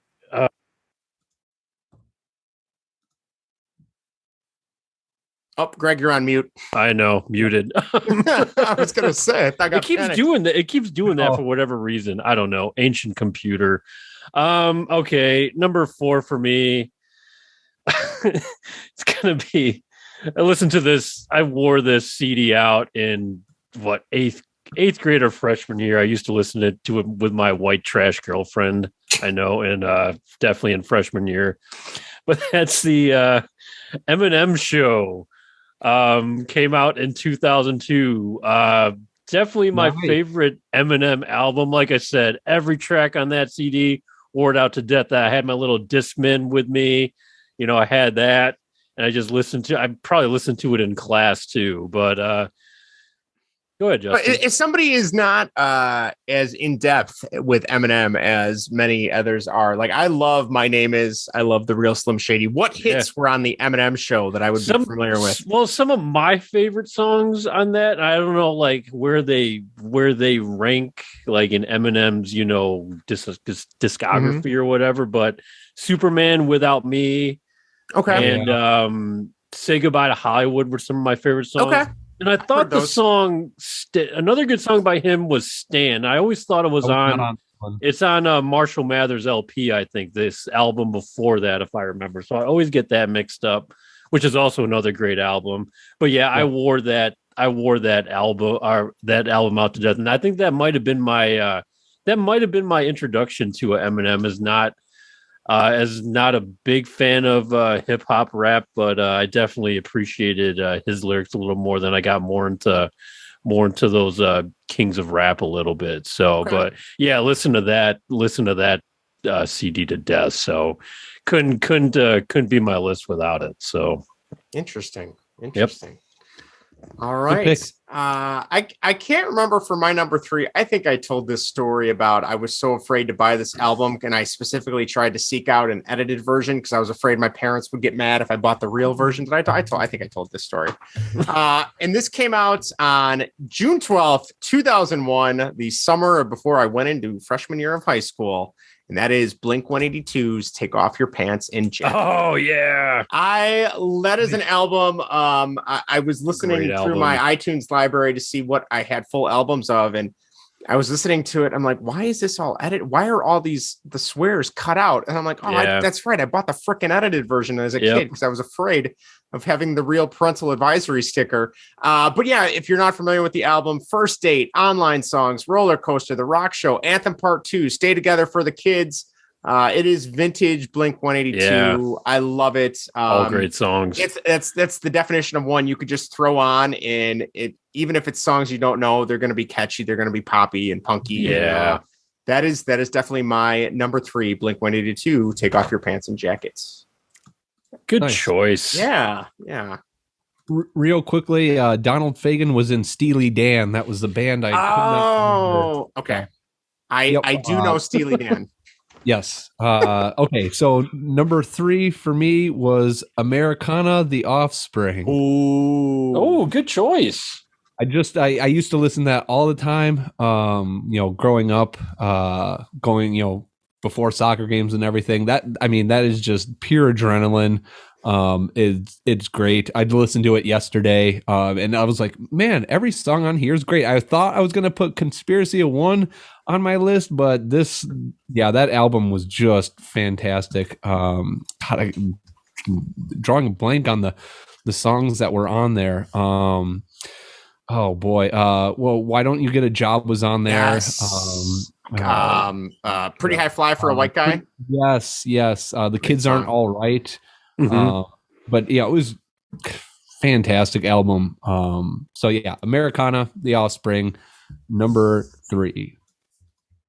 Good choice. Good. I like that. That's a good man. That video for Pretty High Fly for a White Guy, like that was right around the time I really started getting into like music videos and just thinking that was such a funny video. Yep. I'm right there with you, Vinny. Right there with you. Good call. Okay. Ooh, my number 3. So if I go this way, I'll have the same band ranked in the top 2, but that's all right. The hell with it. I will do it. And I'm not just naming this album because I saw the Batman recently and it put me in like a grunge or something like that. But I listened to this album to death when I was in 8th grade specifically. I think it's the only one I listened to, and that's Nirvana's 1991 Nevermind. Every song on that album was awesome. Not to mention just like Come As You Are, Smells Like Teen Spirit. I mean, songs that, still find its way on the playlist today. Yeah. Lithium's there. One song, Lithium. Great song. One song I didn't really care for was Something in the Way. And then the Batman happened. And then I find out that Matt Reeves listened to that song when he's writing the movie, and I have a newfound appreciation for that song. I'm just like, you know what? That was the one. I was like, oh, it just repeats itself all the time. I was like, that's the point in everything. It's a place of darkness. So, just a phenomenal album. Kurt Cobain, what a tragic loss at such a young age. I mean, just a new sound they created, and then just one that was like another music turning point in my age a little bit, when I started to get away from some of the mainstream stuff and listen a little bit older stuff, and that was kind of like the gateway to that. So I missed out. Like, I never got into Nirvana until high school, like mid high school, like 2002, 2003. So like, I totally missed out on all of that. And by then I was finding other sources of ways to get my music. So I was not buying albums anymore, but LimeWire. LimeWire, Kazaa, Morpheus, Napster. Yeah. I got on the tail end of Napster, where you had to misspell the band name so badly nobody could recognize it almost, and then that way they got around it. And then, God, I downloaded so many viruses to my parents' computer. Why is this version of Smashing Pumpkins 0 only like a 2 kilobyte file? That's weird. It should be pretty bigger for an MP3. Oh, that's because it was an executable to run a virus on our computer. Right. All right. So there you go. That's a great pick. And for those that haven't seen the Batman, that song is used so well with that movie. Oh, it's timed perfect. Right. That's why I said like this now the album is perfect. Now it is perfect. It is because of that stinking movie. So it is. It really is. All right. I'm thinking you guys might give me some crap for my number 2 pick, but let me defend myself. Okay. I like how he's prefacing this. So yeah. First of all, I want to say Rolling Stone ranked this album the 21st album of all time in the 2000s. I saw that. I looked at some of that. Did you use I don't know. I didn't. I was looking at that just for the heck of it. I used it to justify. I'm like, yeah, I like this album. I know good music. Where was it ranked? This was the 21st best album of the 2000s. Okay, I'm not sure. And that is, and let me just preface, I'm not a really big fan of these guys anymore. One of the lead singer actually pitches for the Cubs now, and that is Chris Martin and Coldplay. So I am referring to the album that dropped on August 26, 2002, their second mainstream album, which is A Rush of Blood to the Head. I love this album. I got this album the same time I got my driver's license, and I had a CD player in my car with the removable faceplate. This CD pretty much just stayed in my car because when I would burn my CDs, I would, put stuff in there too. But if you're not familiar, some of the hit songs, The Scientist, Clocks, God Put a Smile Upon Your Face, which is an amazing song. Great snare drum, keeping the beat, almost like a metronome in that song. Some of the other ones that I enjoy, Politic, Clocks, I love Clocks. Daylight and Green Eyes, all great songs. Oh, yeah. Green Eyes, I believe, is actually in The Wedding Crashers as well. Yep. But anyway, like I said, after that, I think I bought the next 2 albums after this one being Viva La Vida and that's when they X turned. and Y. That's when they turned, man. Viva La Vida, man. Yeah, I wasn't too big on Viva La Vida, but Rush of Blood to the Head and X and Y, which had Speed of Sound and stuff, both decent albums, but that was my number 2, Coldplay, Rush of Blood to the Head. Speed of Sound might be my favorite Coldplay song. It's a good, they've had some decent hits. Not so much now. They actually... They made an announcement that they're going to all retire in 2025. And the guy on the radio is like, unlike O'Hare, you do not need to announce your departure. We're good. That's good. So, yeah. So that's a solid pick. Yeah, it's a very. I thought the Backstreet Boys were coming. Oh God, no. I wouldn't have blasted you for that either. I mean, a little bit, but I do not own any. No, but for Coldplay, I will. Oh, okay. I'm telling you, if you want just a very mellow, chill album to kind of vibe with and just relax to, it's great. Little jazzy inspiration in there too. I won't blast you for earlier Coldplay. Thank you. Is what it is. Like that I won't. But you're on thin ice. I'm on notice. You're on thin ice. There. All right. Vinny's turn. Number 2 for me is Blink-182's Enema of the State. Another great one. This was an absolutely fantastic. I just listened to this a couple days ago, top to bottom, fantastic. All the songs. Going Away to College, What's My Age Again, which was one of your top songs, Greg. One of my favorite songs. Yep. My favorite Blink-182 song. Yep. Right. Aliens Exist, which now looking back at that, it's like, oh, that makes sense. Yeah. It's a song titled that, great right? Song. Yeah. Great song. Anthem was on there, but yeah, top to bottom, this was a great one. Was Feeling This on there? That's another underrated No, song. I want to say that was like their 03 or 04 album. Oh, was it? Oh, okay. Maybe like right after Boxcar Racer. You guys remember Boxcar Racer? Yeah. That was like their side project. You're right, Justin. You're right on that because I remember Men 04 had that song. And I think that's where I first heard it. So good call. But yeah. Right. Enema of the State. Yep. Number 2 for me. Yeah. That's awesome. Man, What's My Age Again? I can't remember if we've talked about this, but singing that song in 6th grade as a 11-year-old and thinking, oh my gosh, I can't believe, to be 23 and then being 23 and thinking like, oh wow, I remember when this song came out, I was only 10. And now being 34 and thinking, oh, I'm like, oh, this is not, I am way past when they wrote this song now. It's depressing. So there you go. Pretty soon we'll be asking ourselves, what is my age again? Yeah. Seriously. Yeah. I ask myself that often. I refuse to grow up. So that's why I love that song so much. So Great song. Great video too. Great video. Yeah, it's great. It's a classic. That was almost on my list too, Enema of the State. I'm gonna put on my honorable mentions, but that was definitely dancing around. So both Blink-182 albums were. But my number 2, this might be surprising. I don't know, because you guys know my favorite band is Green Day. They're a band I listen to the most at a young age, and not so much now, but I still listen to their older stuff. I listened to this album a ton in high school, and now looking back, it might not be one of my favorites with them, but I still like a bunch of songs on there, and it's American Idiot. Really? Yeah. Just listen to that one like last week. Yeah, and I really still absolutely love it. I mean, that's when they started to take a little bit more of a political turn. Yes. And some of their songs got a little more, depressive, but they kind of brought them more in the mainstream light too a little bit. I know they had a few larger hits with like Time of Your Life that was kind of, all over the place and everything. Yeah. But that album definitely pushed the limits for me. I mean, more of like, okay, I'm hearing more of this. I'm hearing more of the rebel in them against it. And that's when, like I said, it turned more political and everything. Especially, even just with the title alone, how much controversy that caused. I think in 2004, 2005, that album came out. But even songs like, She's a Rebel, I think Jesus of Suburbia is an amazing, 9-minute song with like 5 different parts. It's like I don't know what the term for it is, but Homecoming is also in the same style.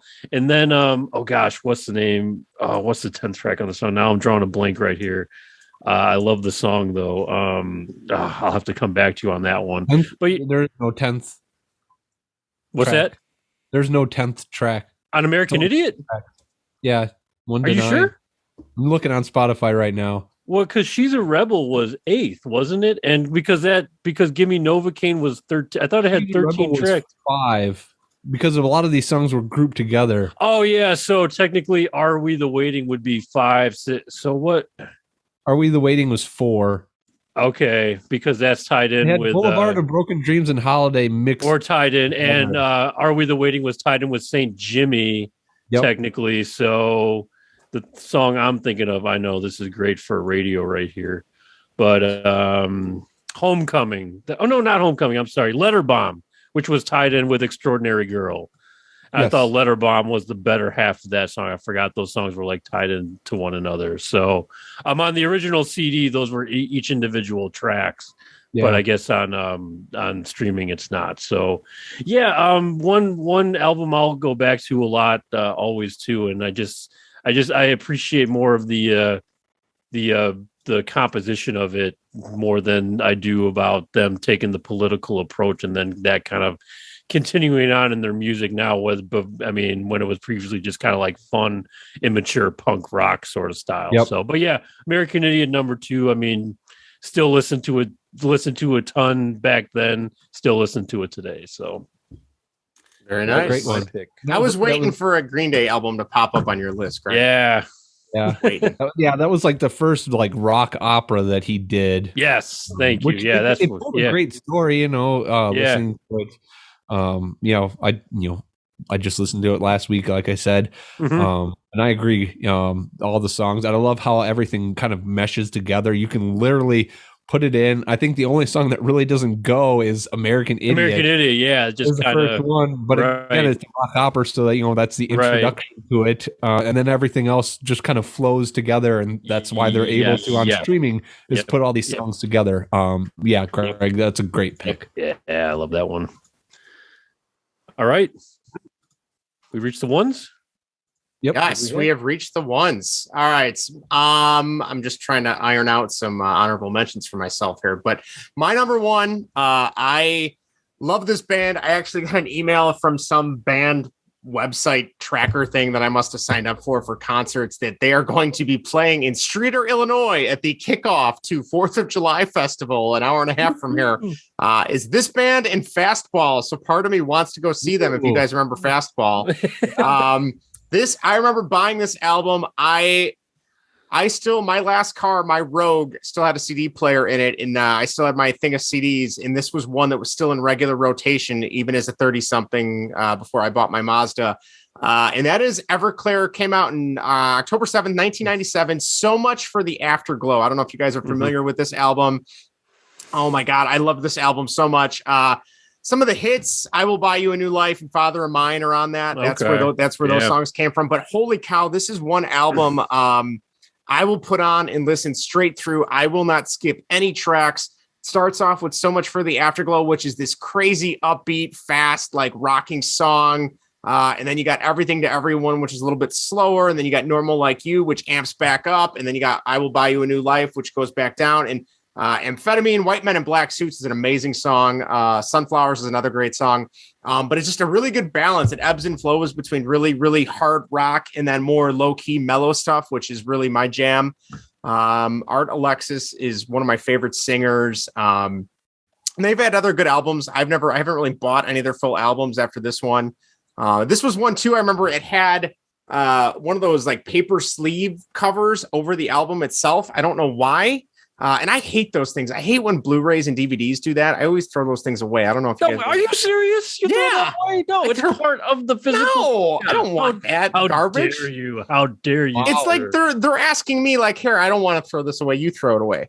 That is the reason physical media is going away, Justin. You are killing the planet. So but it comes in the perfectly good case. Why do you need the paper plastic covering thing, the little envelope thing for it to sit in? I don't understand that. Because it's part of it and it belongs. Yeah, that's why. Yes. I want to say this one might have had a parental advisory on the actual jewel case. So I might have kept the paper case for a little bit longer for that reason.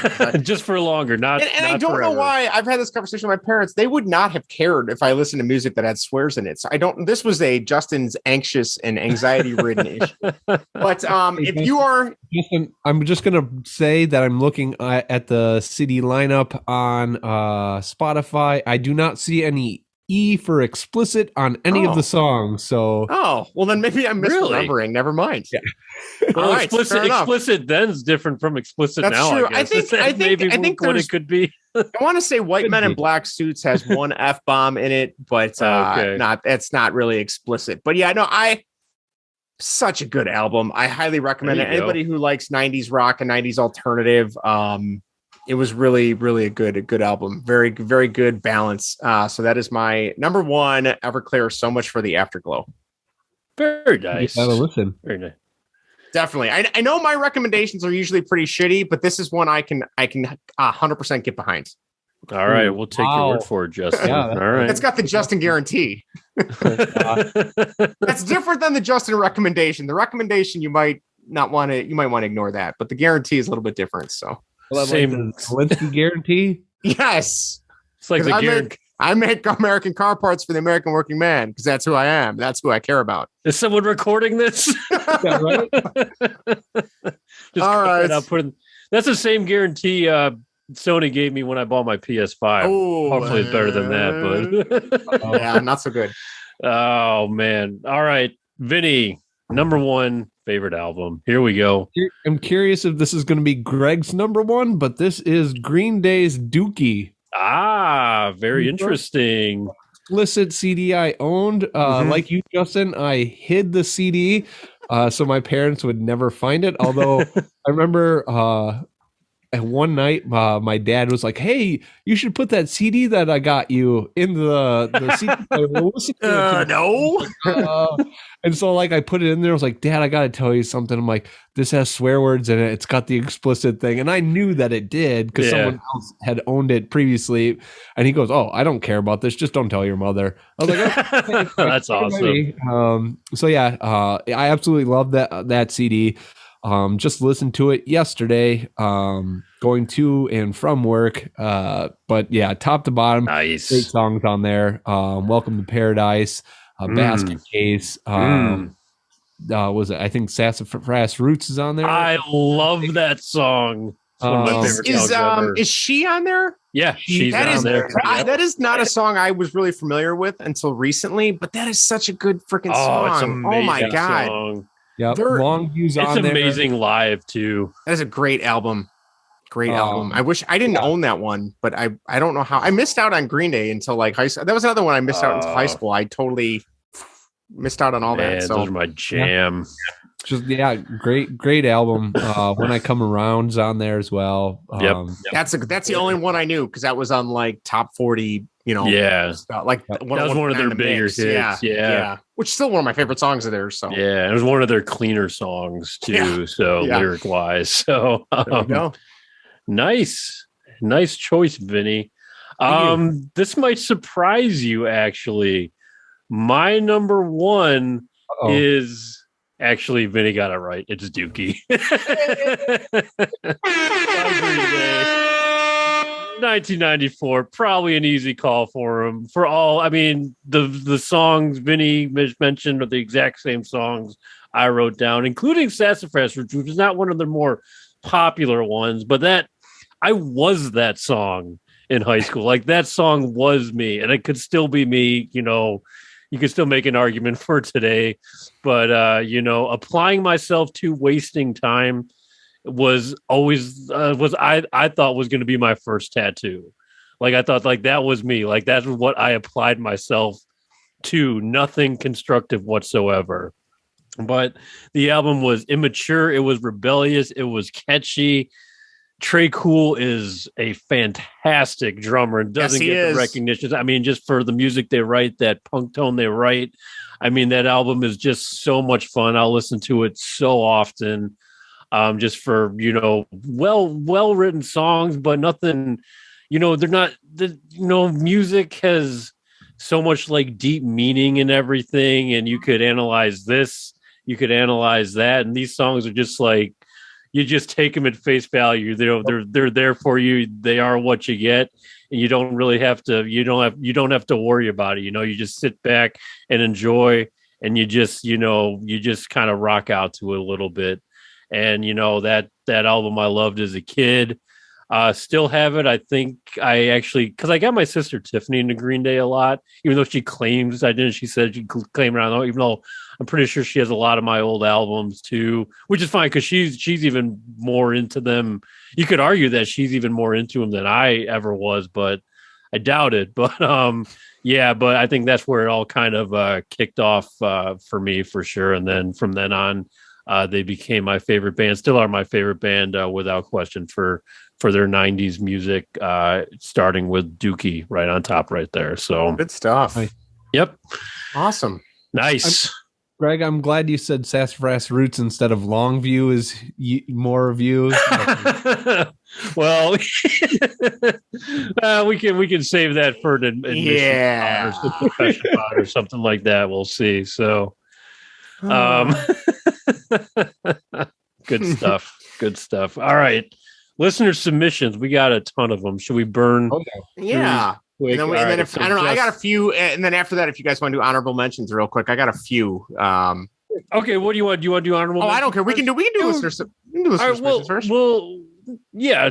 So Justin, you go first. Vinny, you go second, and we'll just go from there. All right. Greatest Sports Town on Earth podcast in no particular order. Man on the Moon, The End of Day by Kid Cudi. Speaker Box and The Love Below. I think that was like a double album, right? By Outkast. Outkast, I remember in high school getting into a little bit. That Sounds by the Beach Boys. That's a classic. And Thriller by Michael Jackson, another classic. Yeah, my students, when I play music for them, they always want to listen to Thriller, the song. Which for 2022, I mean, it just shows you the staying power that it's got. So it's almost timeless, yeah. There you go. All right. What's the pint? Oh gosh. Oh no, you're just like your sister. Your sister calls it pint too. What the hell's the matter with you? What the hell is going on? Let's go grab a pint, mate. What the hell is going on? Oh my gosh, I'm so sorry. Wow. God, it runs in the family. No, it doesn't. I don't know why I said pint. Brian, it's getting late. All right. That's true. That's the true. Pint podcast. They put down gotta be photographs and memories collection by Jim. Crochet. The Crochet or Croak? Jim Croc. Jim Croaked. Gosh, I should know that. Who is this guy? I don't know who it is. God, I don't know why I can't pronounce his last name, but yes, I've heard of the musician, but I do not know the album. There you go. Okay. I don't know either. So interesting.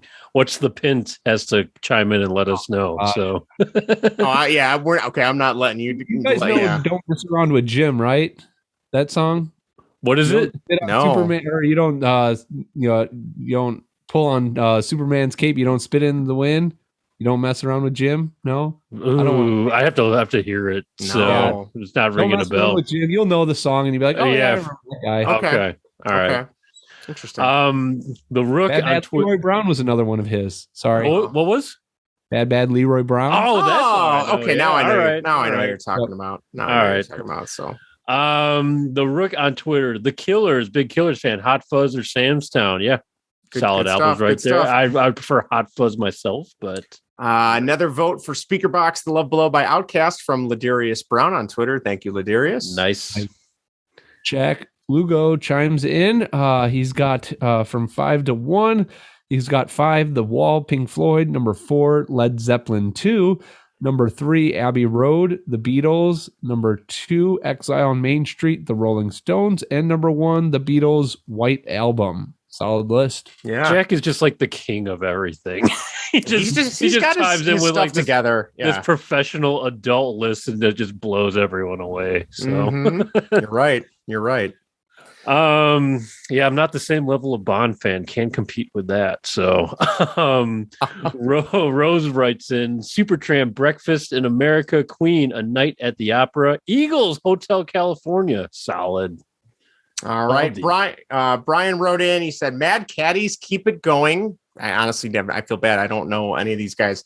Streetlight Manifesto, Somewhere in the In-Between. I'm not familiar with that. Lupe Fiasco, I heard of. That's the cool.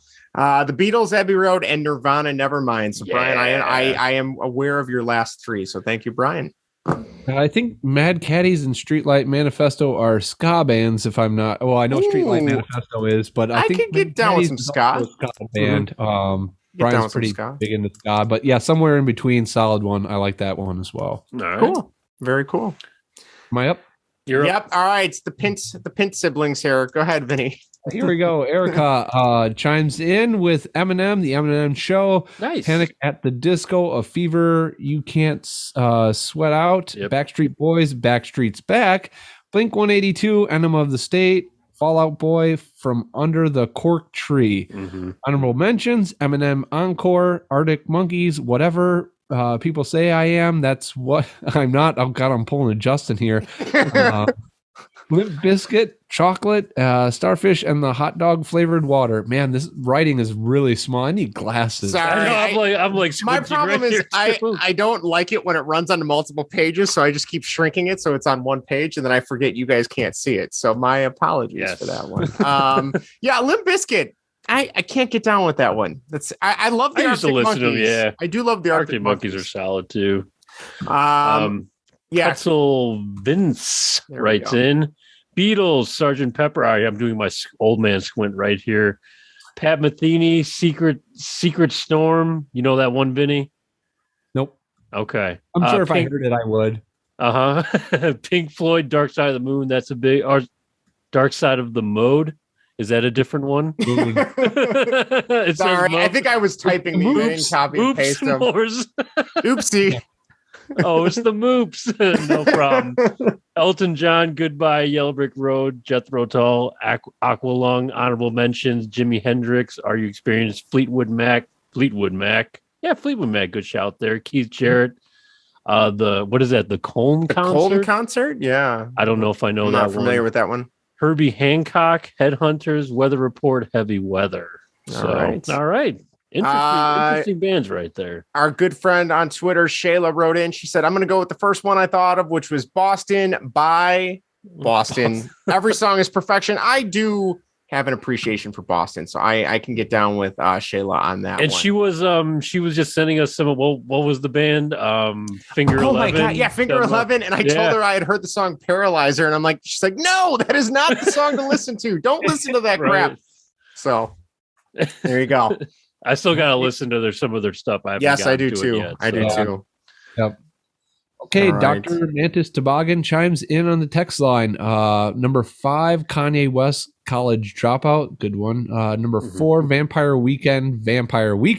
Number 3, AC/DC, Back in Black.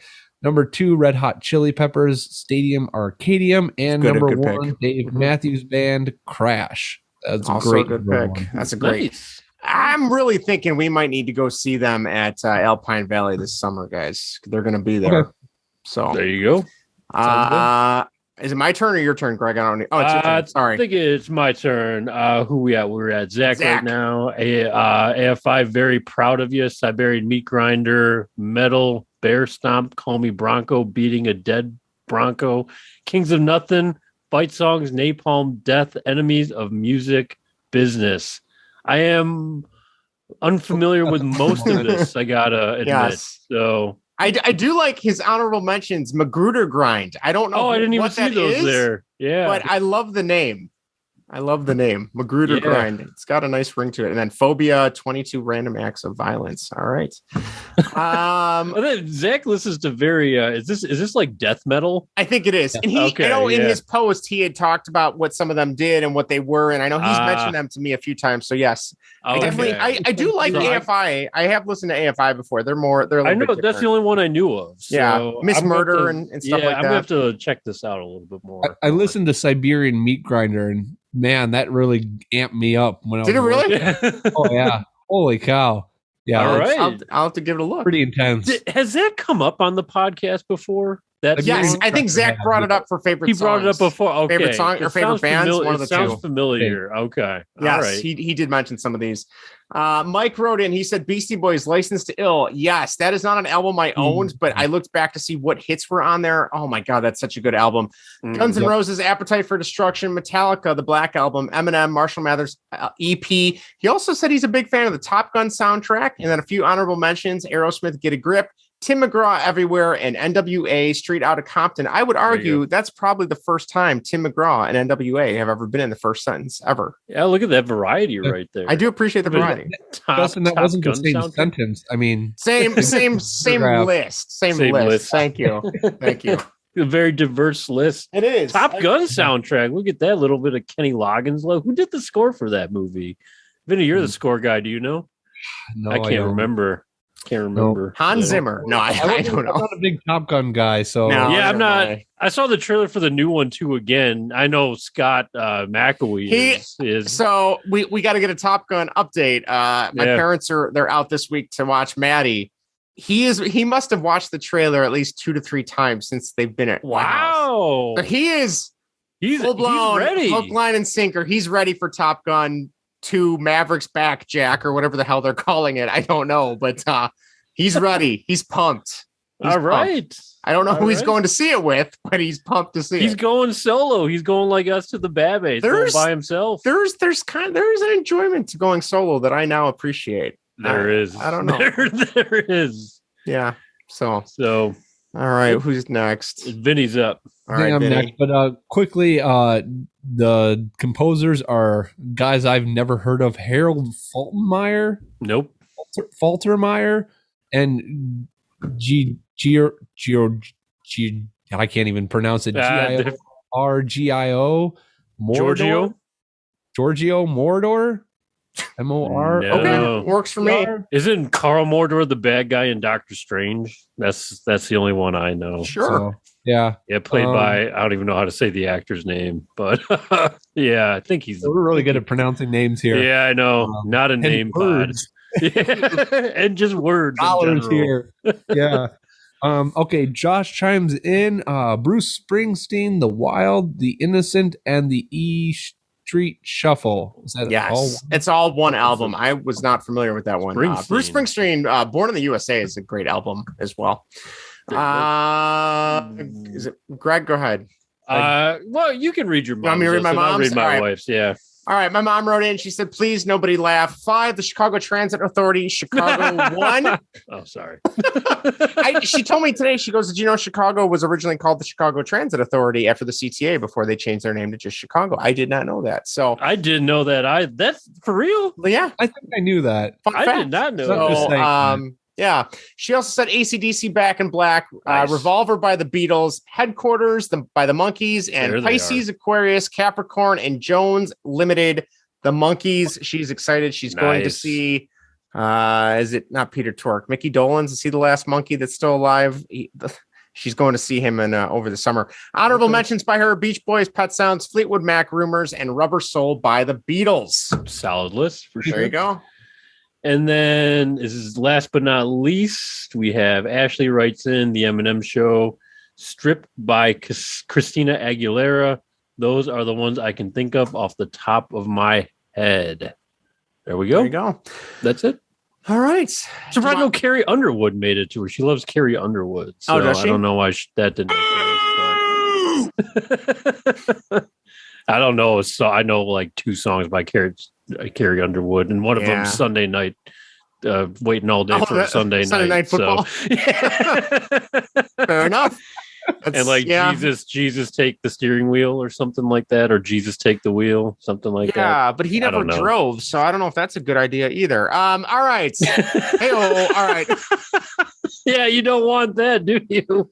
You've got a better chance than Jesus behind the wheel. Tip your waiters. I'll be here all week. That's the kind of song where you have to think about, the meaning behind it, where you just pop on Dookie instead, listen to Sassafras. I just want to hear some good melody. And your day is just so much better. So yes. All right, my honorable mentions: The Wallflowers, Bringing Down the Horse. Love that album. Great album. That actually probably could have made it into my top 5 if I thought about it more.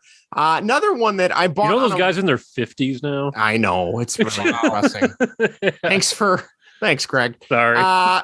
This one, this was a band. I picked up the album because I had heard the song once randomly and when I was on vacation up in Wisconsin. That is Dexter Freebish, Life of Saturdays. Have you guys ever heard of Dexter Freebish? No? Nope. Pretty good. This was one I loved. Great punk band. The Hives, Vinny Vitty Vicious. The Hives, yeah. Love the Hives. That's the Hate to Say I Told You So album. That whole album just slaps. As soon as you put it on, it is like 45 minutes of just face melting punk rock.